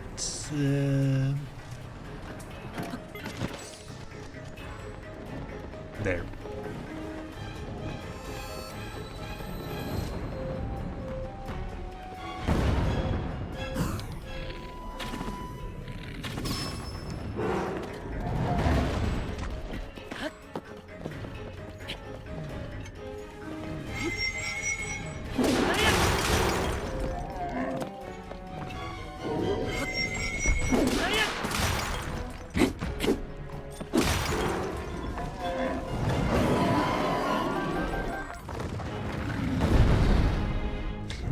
I don't know why I didn't think of that sooner.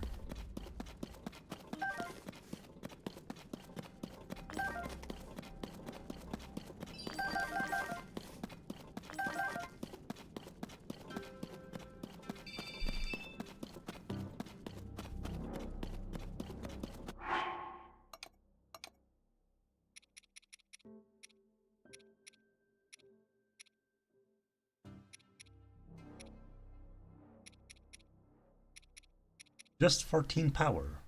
Yeah? Well, sure.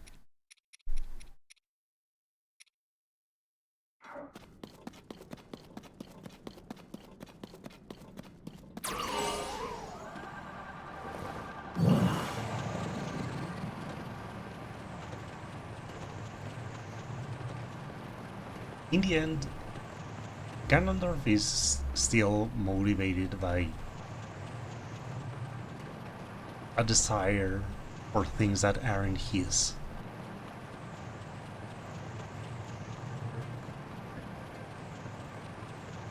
But still, maybe they could have shown more about. Again, he's from the desert.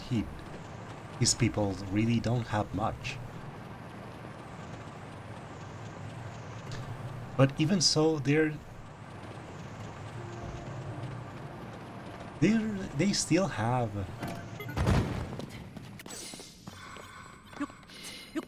like that honor. Huh? Gerudo's scimitar.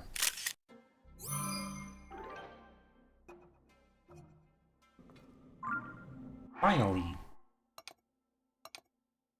After God knows how long.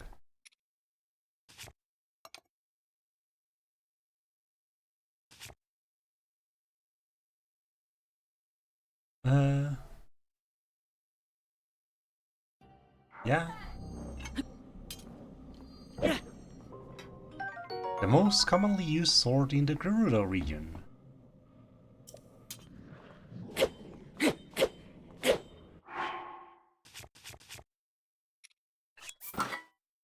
And of course it's long throw. But still, now I can actually go do that.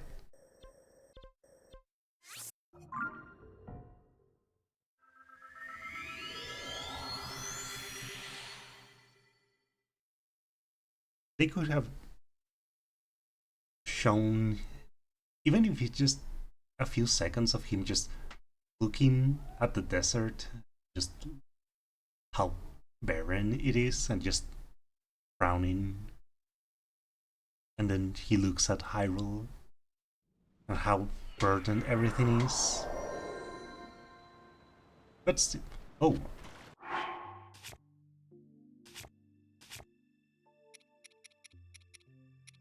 Sorry. There.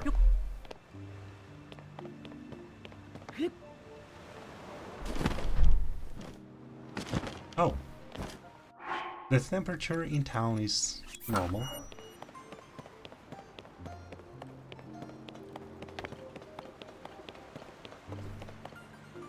Vasak. Vasak. I'll take it out. Ah. Ah.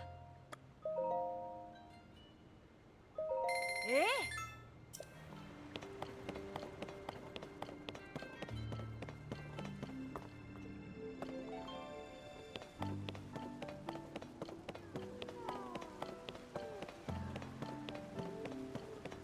Ah, there you are. Vasak. Vasak. I'm always shocked when I speak with the others about you. It's a real a surprise how incredible you are. Ah, yes, the recognition.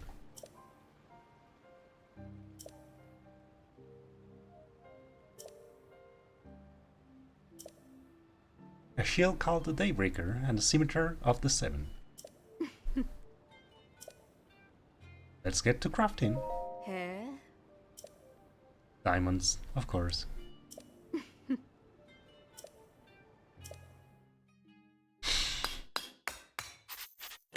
Ouch. Brush, brush. They're a true symbol of the gratitude of the Gerudo. A famous sword once beloved by the Gerudo champion Urbosa. It is said that when Urbosa swung this sword in battle, her movements resembled a beautiful dance. Daybreaker. This shield was cherished by the Gerudo champion Urbosa. The gold used to make it was handpicked to ensure a design that is both lightweight and very durable. Ah. You're the second person I've made those for. Lady Ryu was the first.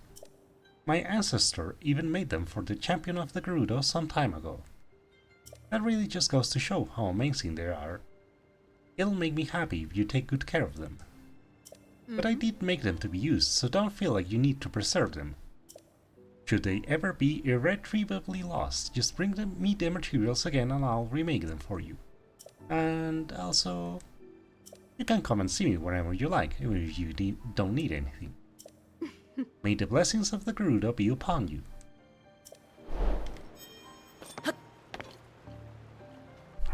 Yeah, see?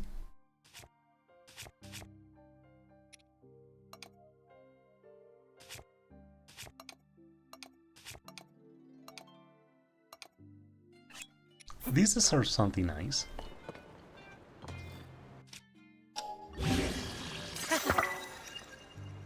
Oh god. Oh wow.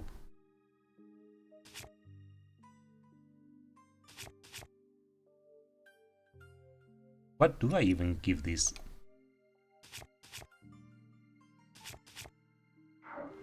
Hi.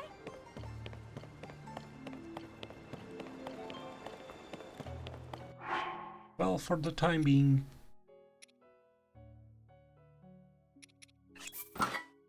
Oh well, obviously the armor plate off of a Lionel, obviously.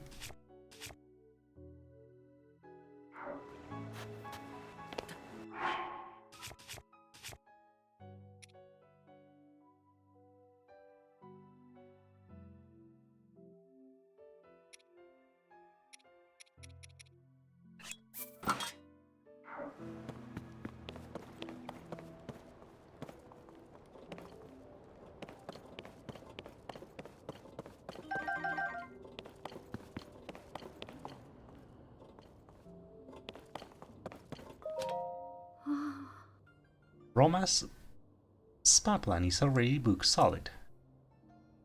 Huh? No wrinkles, just have to unfurrow my brow. Which I do, no sweat. Hmm?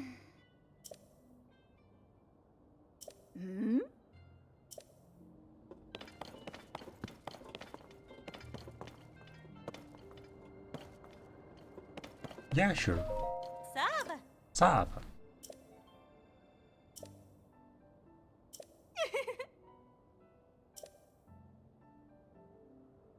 Yes, please. Morning. Yeah. It worries me that she mentions putting her power into it.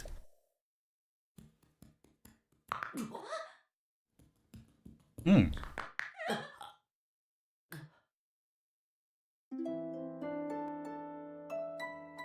Yeah, those sounds are a bit concerning.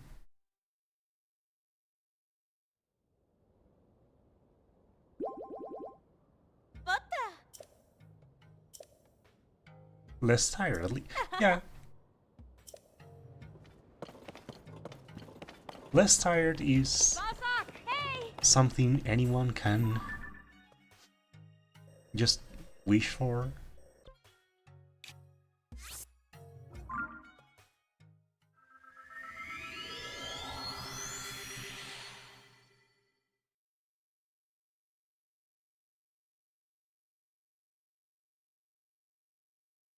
In Breath of the Wild, no one knew who Link was.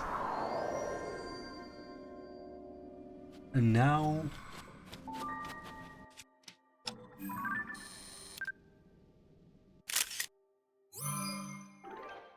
Now he's getting recognition left and right. Hey, you're the swordsman, Link. Hey, you... this and that.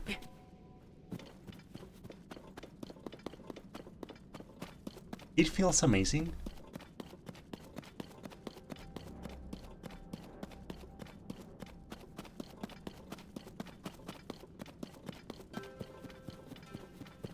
I remember when I was playing Final Fantasy VI,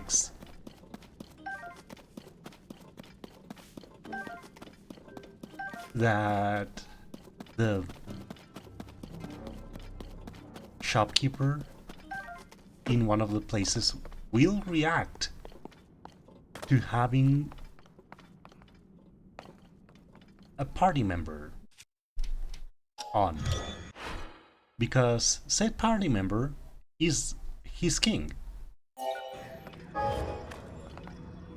And he says, "Oh no, I couldn't possibly take money from His Majesty."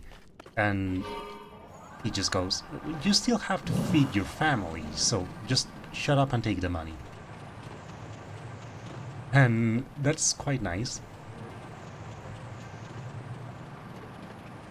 And the best part is, you do get a discount. You get a discount. It's really funny. Sure, eventually those items are severely outclassed, but it's not like most people use consumables anyway.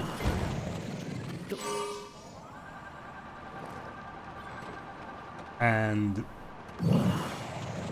most of those items will help you out, because they also include equipment. Well, not equipment per se, but there are special items that said king can use.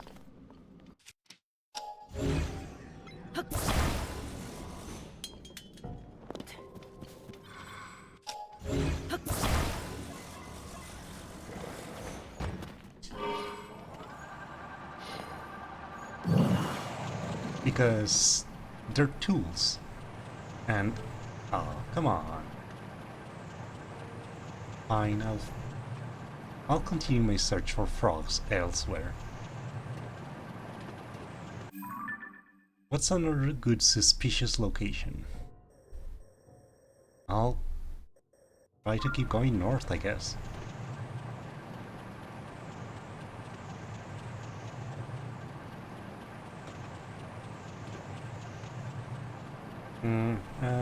Oh, right. And they are a huge power boost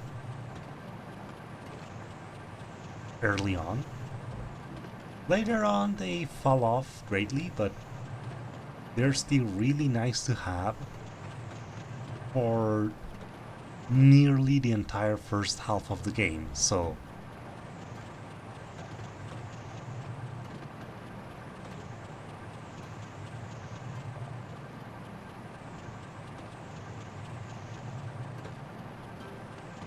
I have a feeling that this is where Hans will be. Not entirely sure.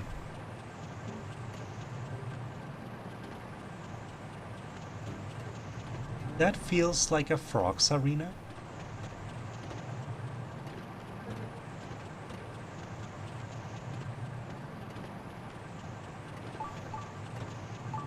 Finally.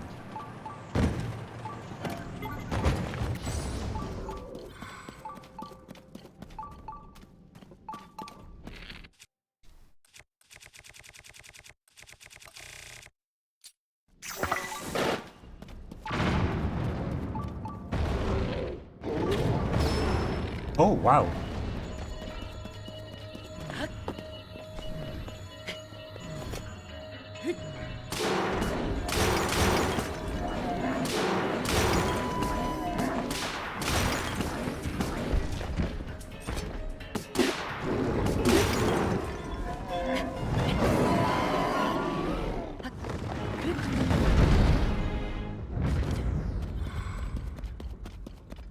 That was amazing, actually.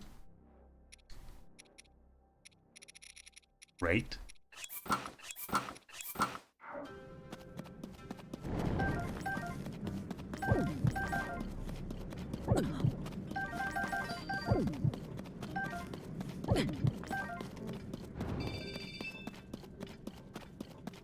Oh, okay, so they start broken.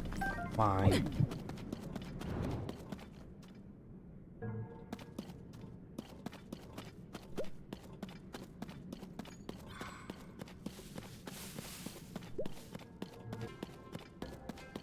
Where's my ride?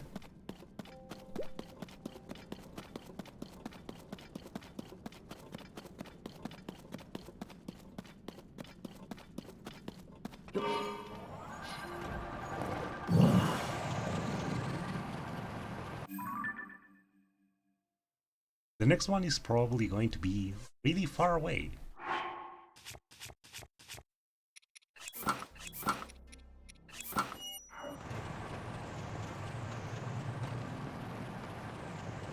But at least I may find a blue-white.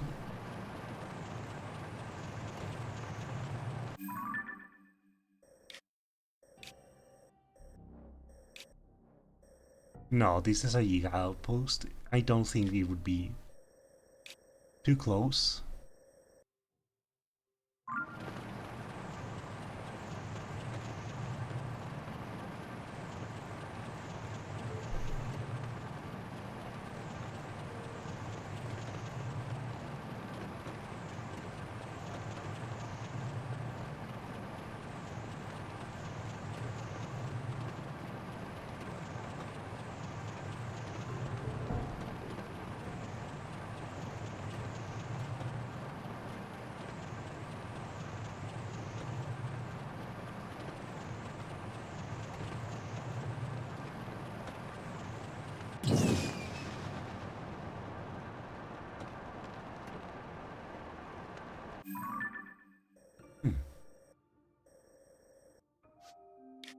Oh.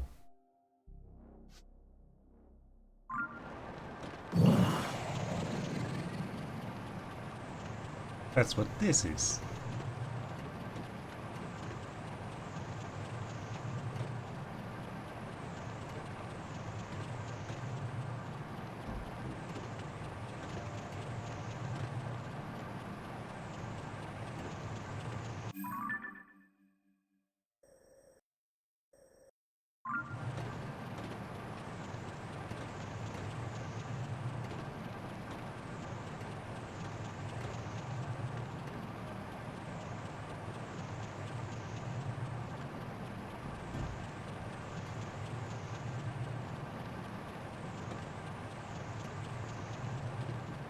Oh, that's where the Lionel is. Yep, I see him.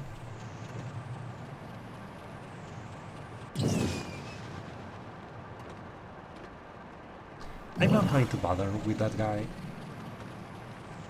I just want my frogs.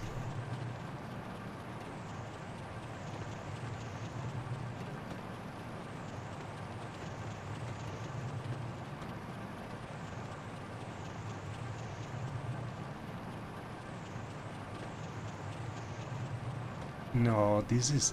No, wait. This is probably a frog's fight.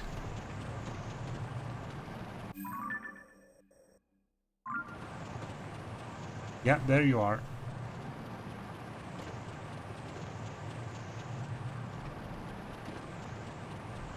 And normal one.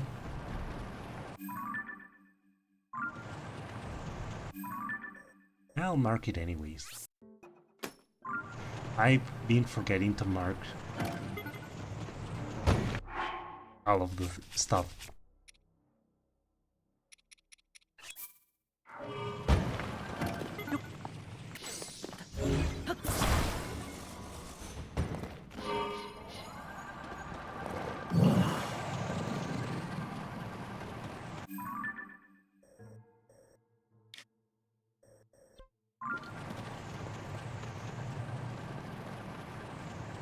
That I've been finding.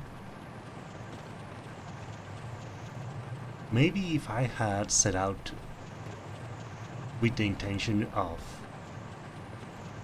recording the bosses,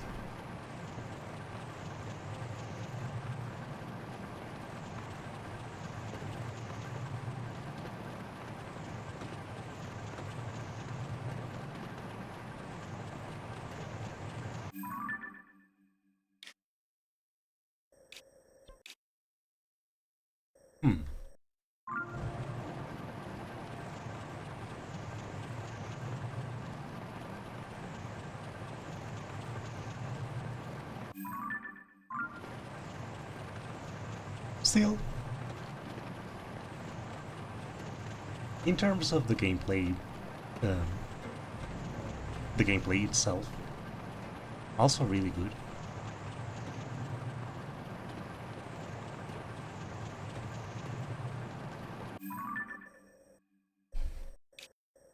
I mean, aerial boss fight, really good idea. Well, kind of. It is nice, a bit of a puzzle as well. Being patient and recognizing your opportunities and going for them.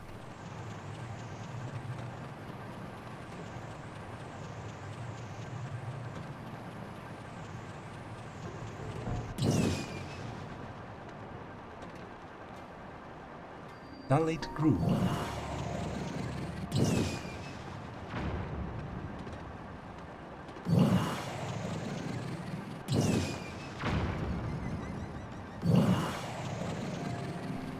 Were there hands?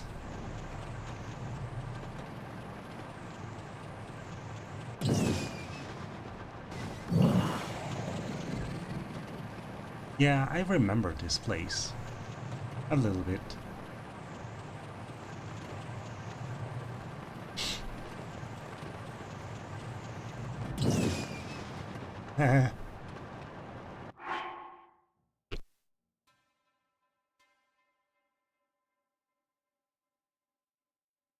Hmm.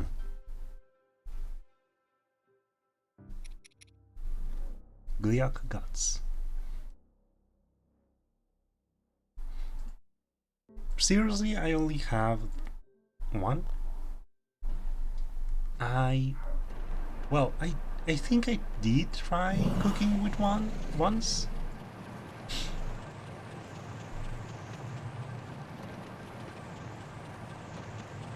I'm going to have to really go on a rampage, aren't I? Also, I'm running out of battery.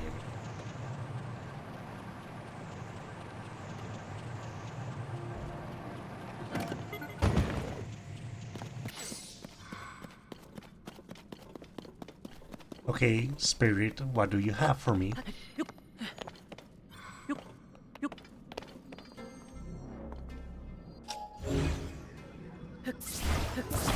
No.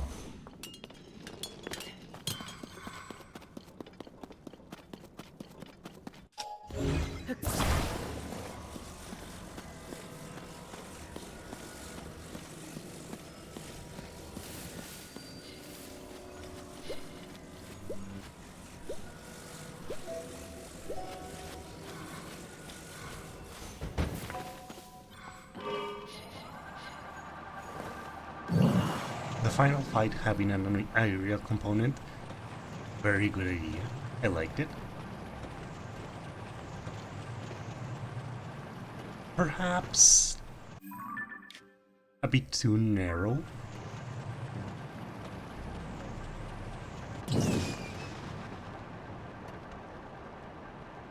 But still, I still like the dragons themselves.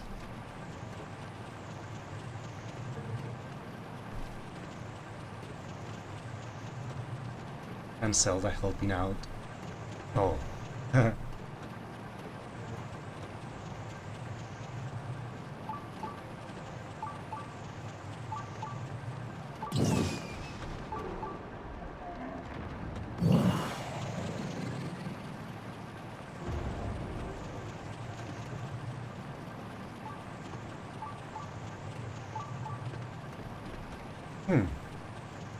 Okay, yes, that's one. Oop. I just need to... I'll park it here. In the direction of the...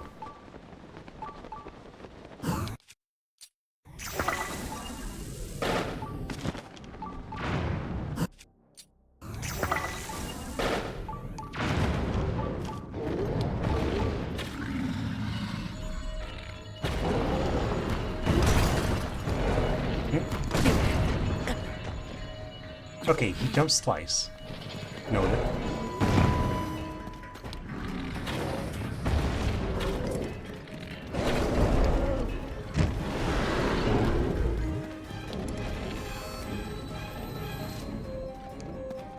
Did he just eat the rocks?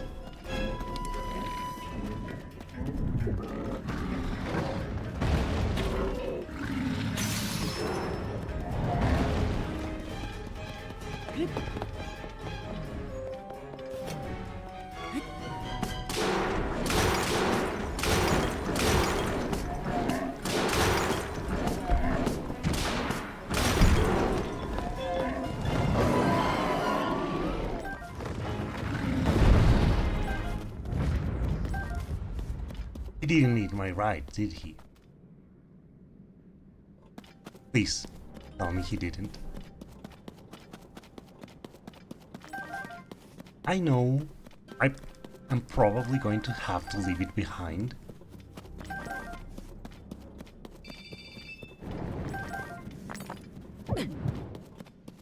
I just don't want to know.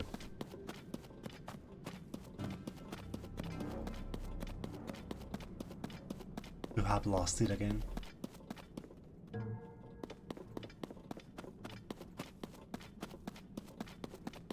He ate my vehicle.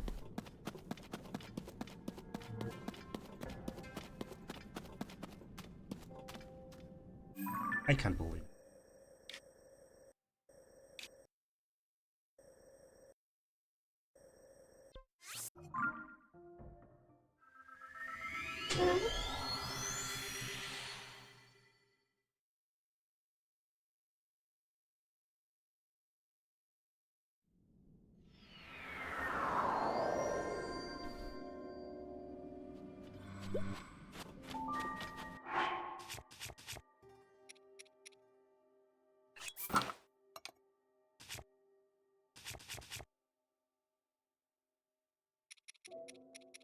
This one has taken a beating.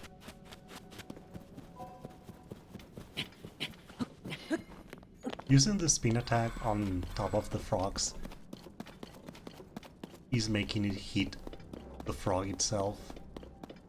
Yes, I did notice.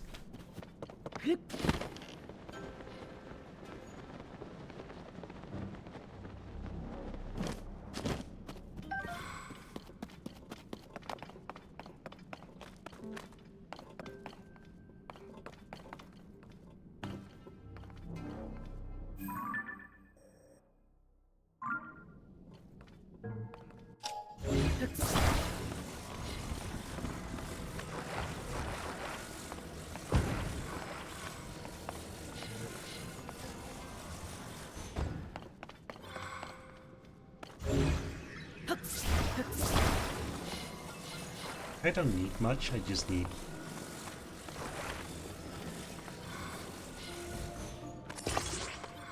the right direction.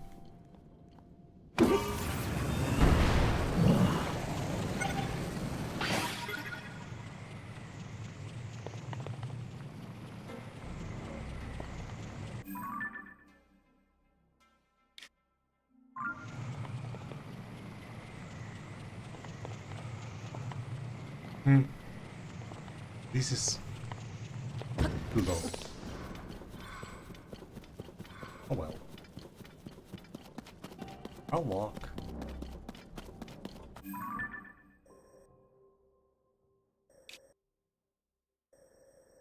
No, I'll just teleport to the other side. Fine, fine.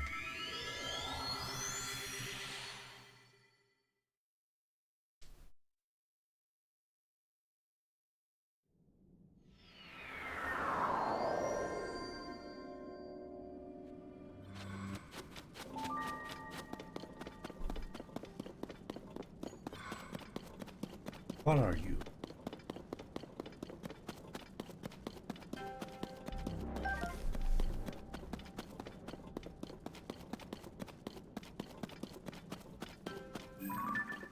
Blue-white.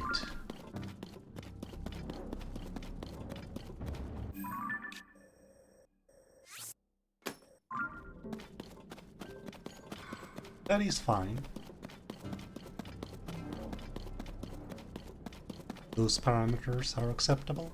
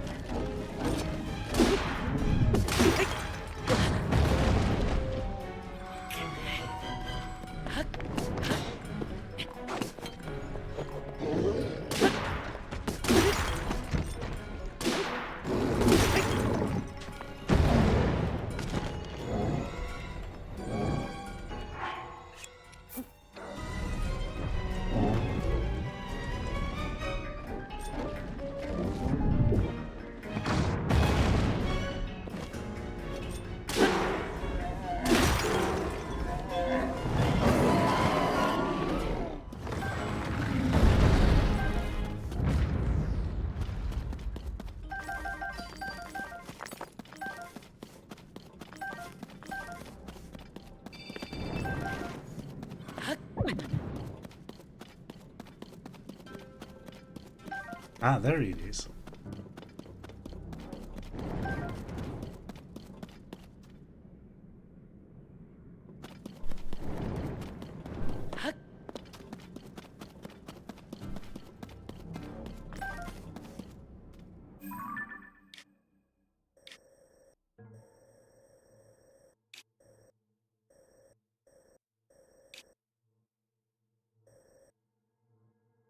This doesn't feel like Frog's territory.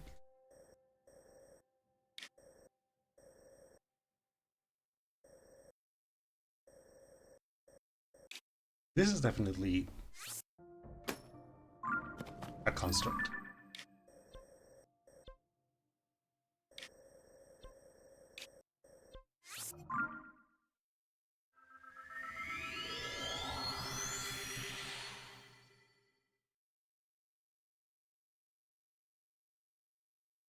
Again, a little weird that there's a Colgera right next to Colgera.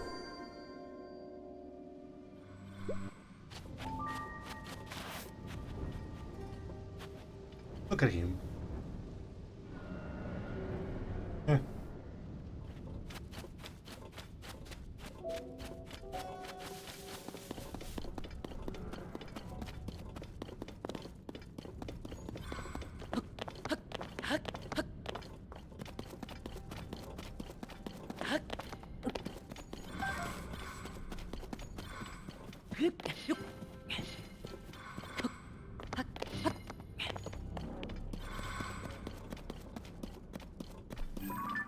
This could be a Frog's. Yeah, it is. Blue-white. Again. Oh.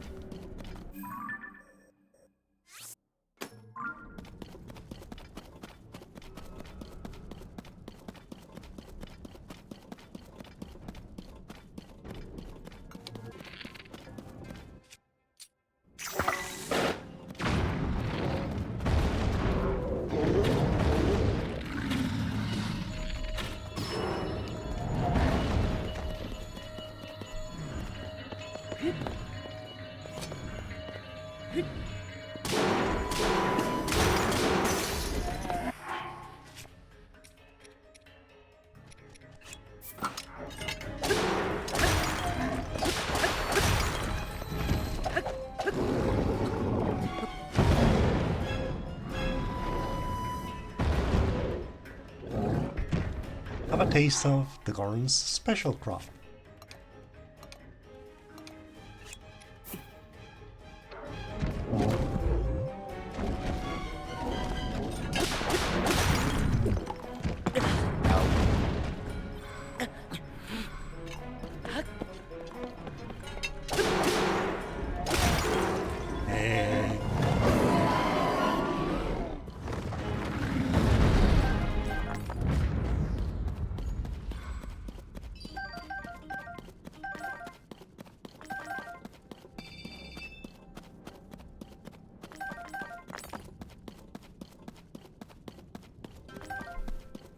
Wait, oh, just one?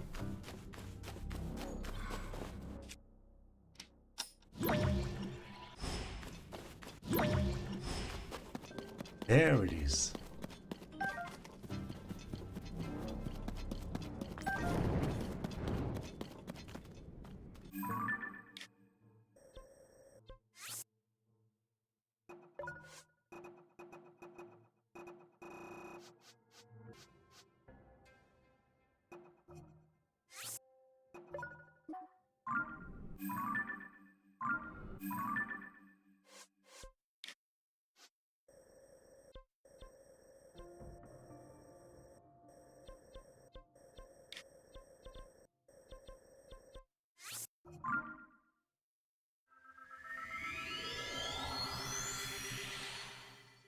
In any case,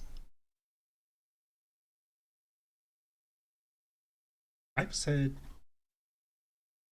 most of what I intended to say, so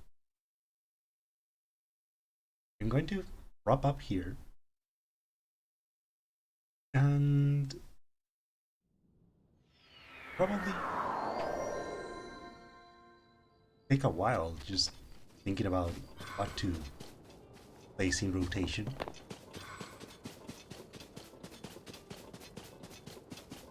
Oh, come on, don't tempt me like that.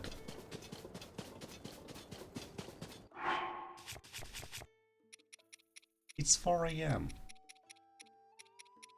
in game. There's not going to be much time before the star disappears. I don't even see the column. I don't even see the light.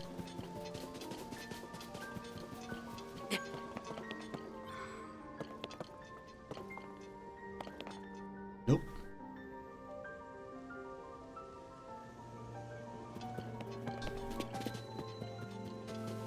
That's just cruel. Kaisa. Hello.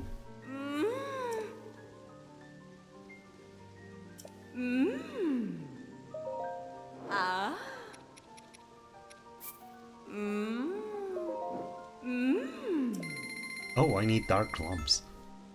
Right.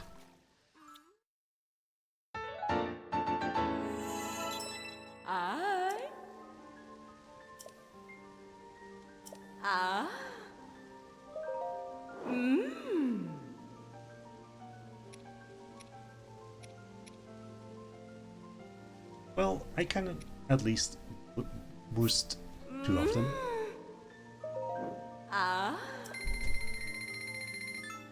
200. Ouch.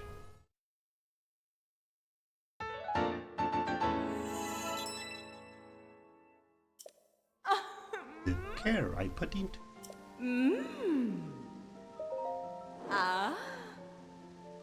Large sonate. Oh, what? That's in. Oof.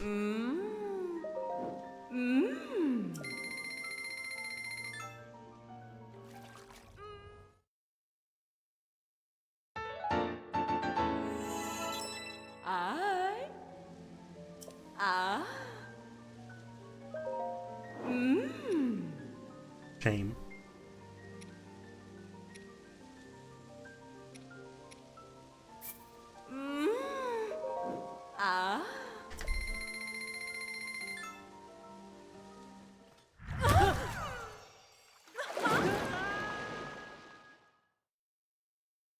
Oh well.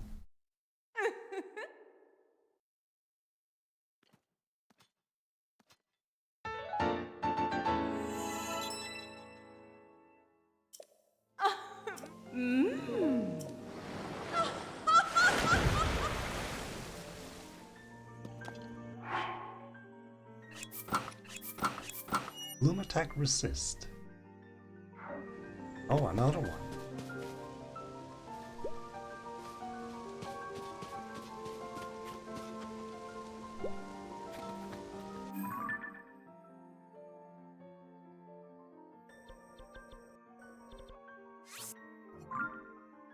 I'll still come back to this. but probably as an off-schedule treat if I have a bit of time in the middle of the week, an extra chance.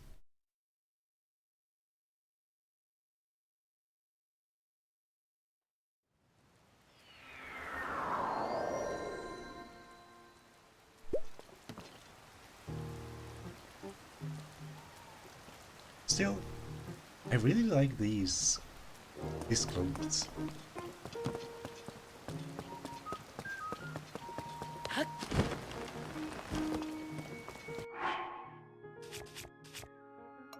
Oh, I have a space. Sure, I'll offer both. Only 10. I want them all. Keep it. Keep it.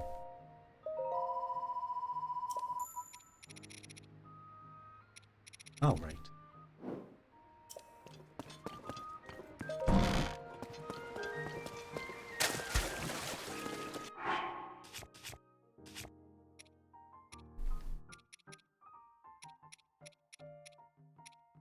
He needs to be. Wait, what? How? Oh, so because it's a Sora, right? Wow, that's an incredible attack boost.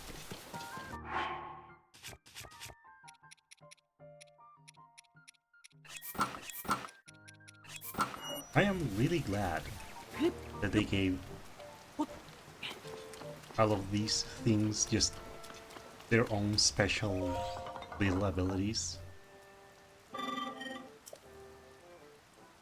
And producing.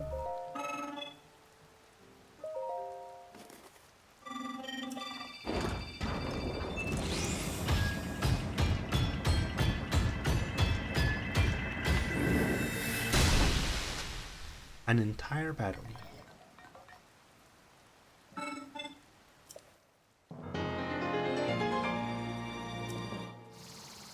Oh.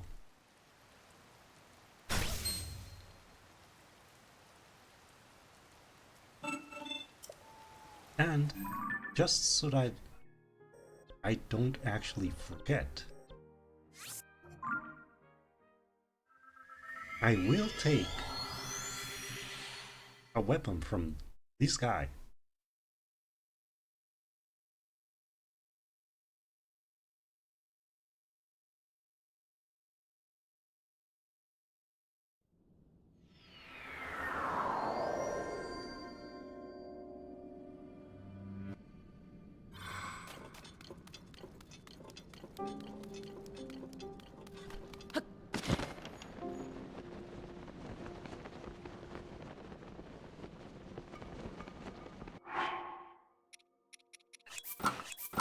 Appropriate clothing.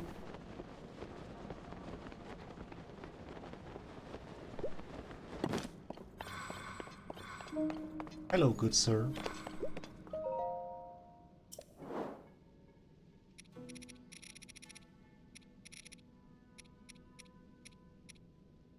There we go.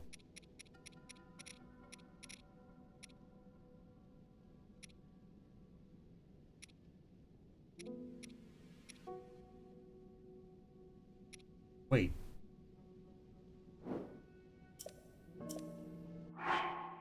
I have the white sword. Royal, royal, royal. Knight. Royal. Royal. Huh?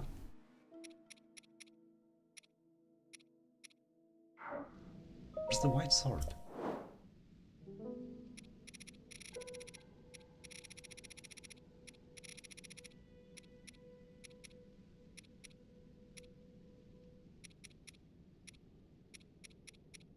Hmm.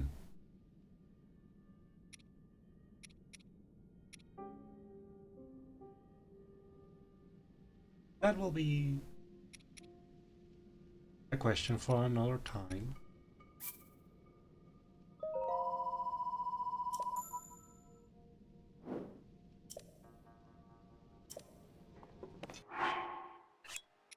Oops.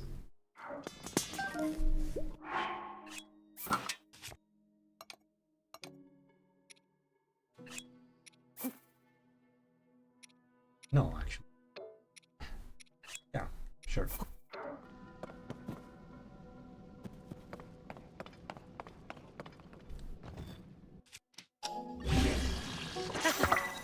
Ah.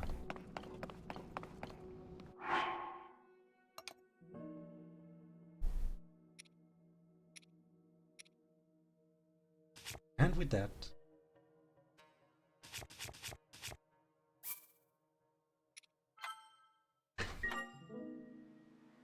we get to rest. Needless to say, I will make sure to carry this story forward. Because that's what you do.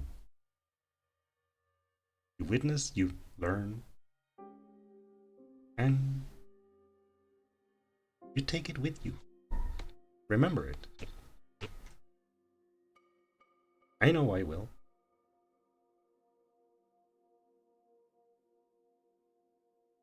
I wish you good night. And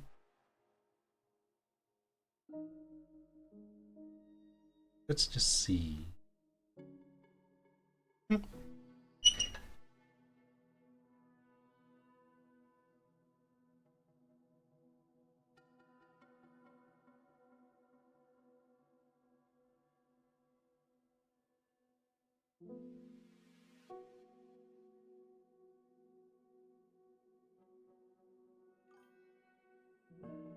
Take care.